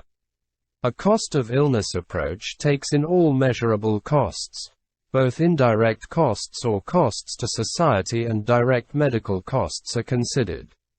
Using this approach, the cost per patient per year in 1994 in the United States was $756, a slight decrease in inflation-adjusted expenditures over the past 10 years. Indirect costs such as lost work and death accounted for 2/3 of these expenditures. The medication cost increase over the past 10 years resulted from a doubling of prescribed medications, as well as a 169% increase in unit cost per medication, presumably owing to a shift to more expensive anti-inflammatory drugs consistent with the recommendations of the NAEPP guidelines. Asthma severity obviously has an impact on cost of care. Studies from health maintenance organizations suggest that up to 45% of the cost of asthma is accrued by 10% of the patients, primarily as a result of emergency care. Numerous studies have demonstrated the cost-effectiveness of patient education programs for asthma, particularly those providing guided self-management. Several studies have reported positive results from pharmacist interventions reducing overall cost of care. Similar studies have demonstrated the cost-effectiveness of specialist care compared with generalist care. However, the results of these trials may be confounded by changes in prescribing as part of the overall program. Indeed, use of inhaled corticosteroids reduces both morbidity, particularly hospitalizations, and mortality in asthma patients. The NAEPP recommendations provide numerous alternatives for long-term controllers in mild to moderate persistent asthma, and few studies have compared their relative cost-effectiveness. This is important because outside the realm of randomized clinical trials that evaluate efficacy, other factors such as concern about adverse effects and adherence to therapy may alter the overall clinical effectiveness. Use of inhaled corticosteroids in children has produced a cost of $9.45 per symptom-free day gained and in adults $5 per symptom-free day.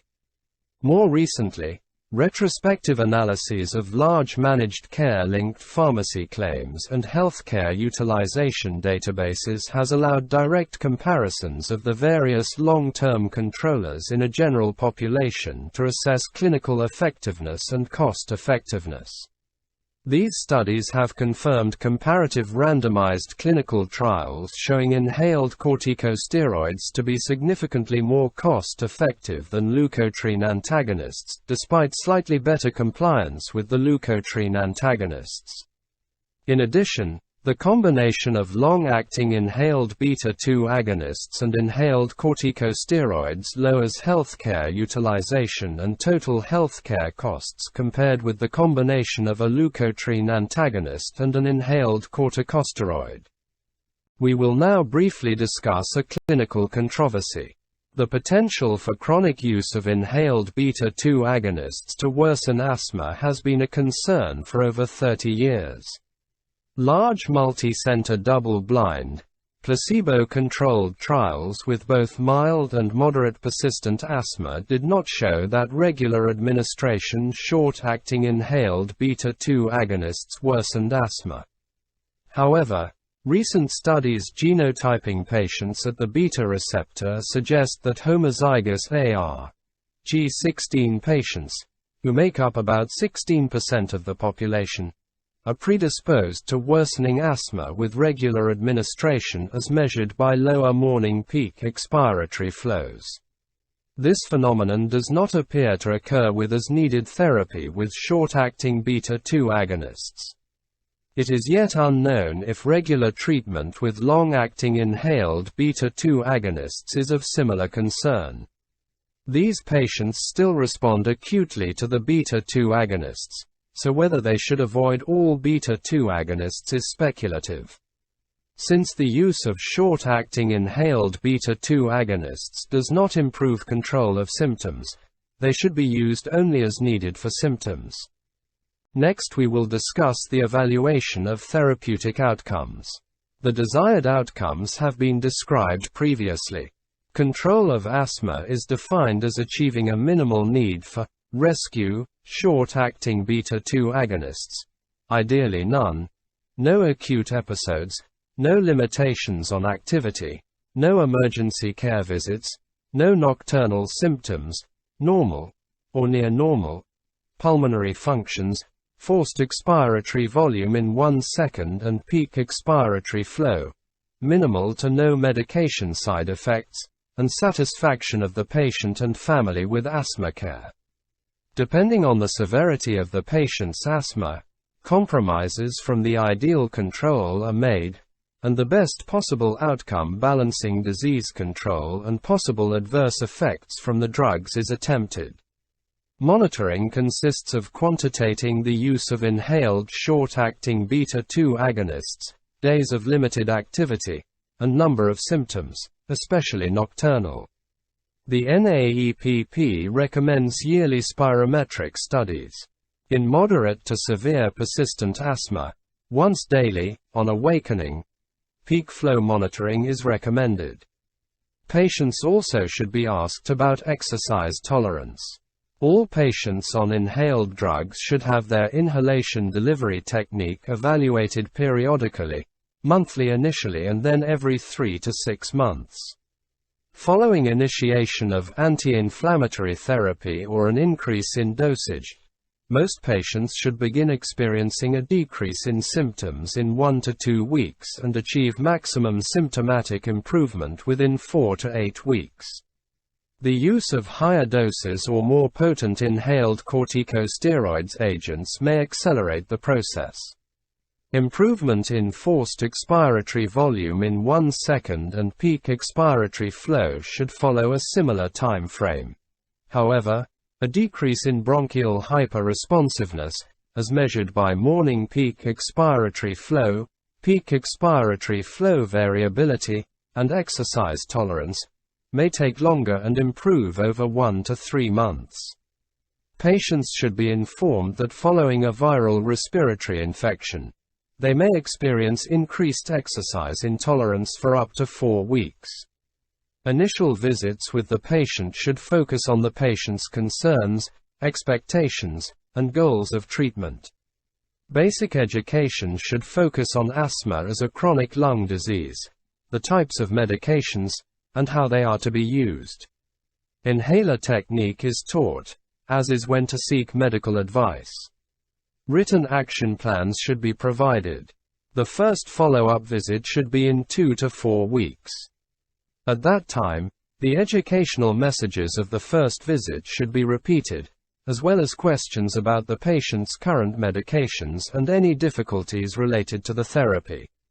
And now in conclusion, asthma is a complicated disease with a multitude of clinical presentations. The exact defect in asthma has not been defined, and it may be that asthma is a common presentation of a heterogeneous group of diseases. Asthma is defined and characterized by excessive reactivity of the bronchial tree to a wide variety of noxious stimuli. The reaction is characterized by bronchospasm, excessive mucus production, and inflammation. The central role of inflammation in inducing and maintaining bronchial hyperresponsiveness is now becoming widely appreciated and studied. The goal of asthma therapy is to normalize, as much as possible, the patient's life and prevent chronic irreversible lung changes. Drugs are the mainstay of asthma therapy. The goal of drug therapy is to use the minimum amount of medications possible to completely control the disease.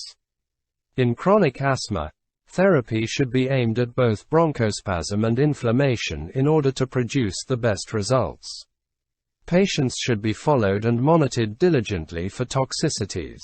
Although death from asthma is an uncommon event, the most common cause of death is underassessment of the severity of obstruction either by the patient or by the clinician. The next common cause is undertreatment. A cornerstone of any therapy is education and the realization that most asthma deaths are avoidable. Thank you.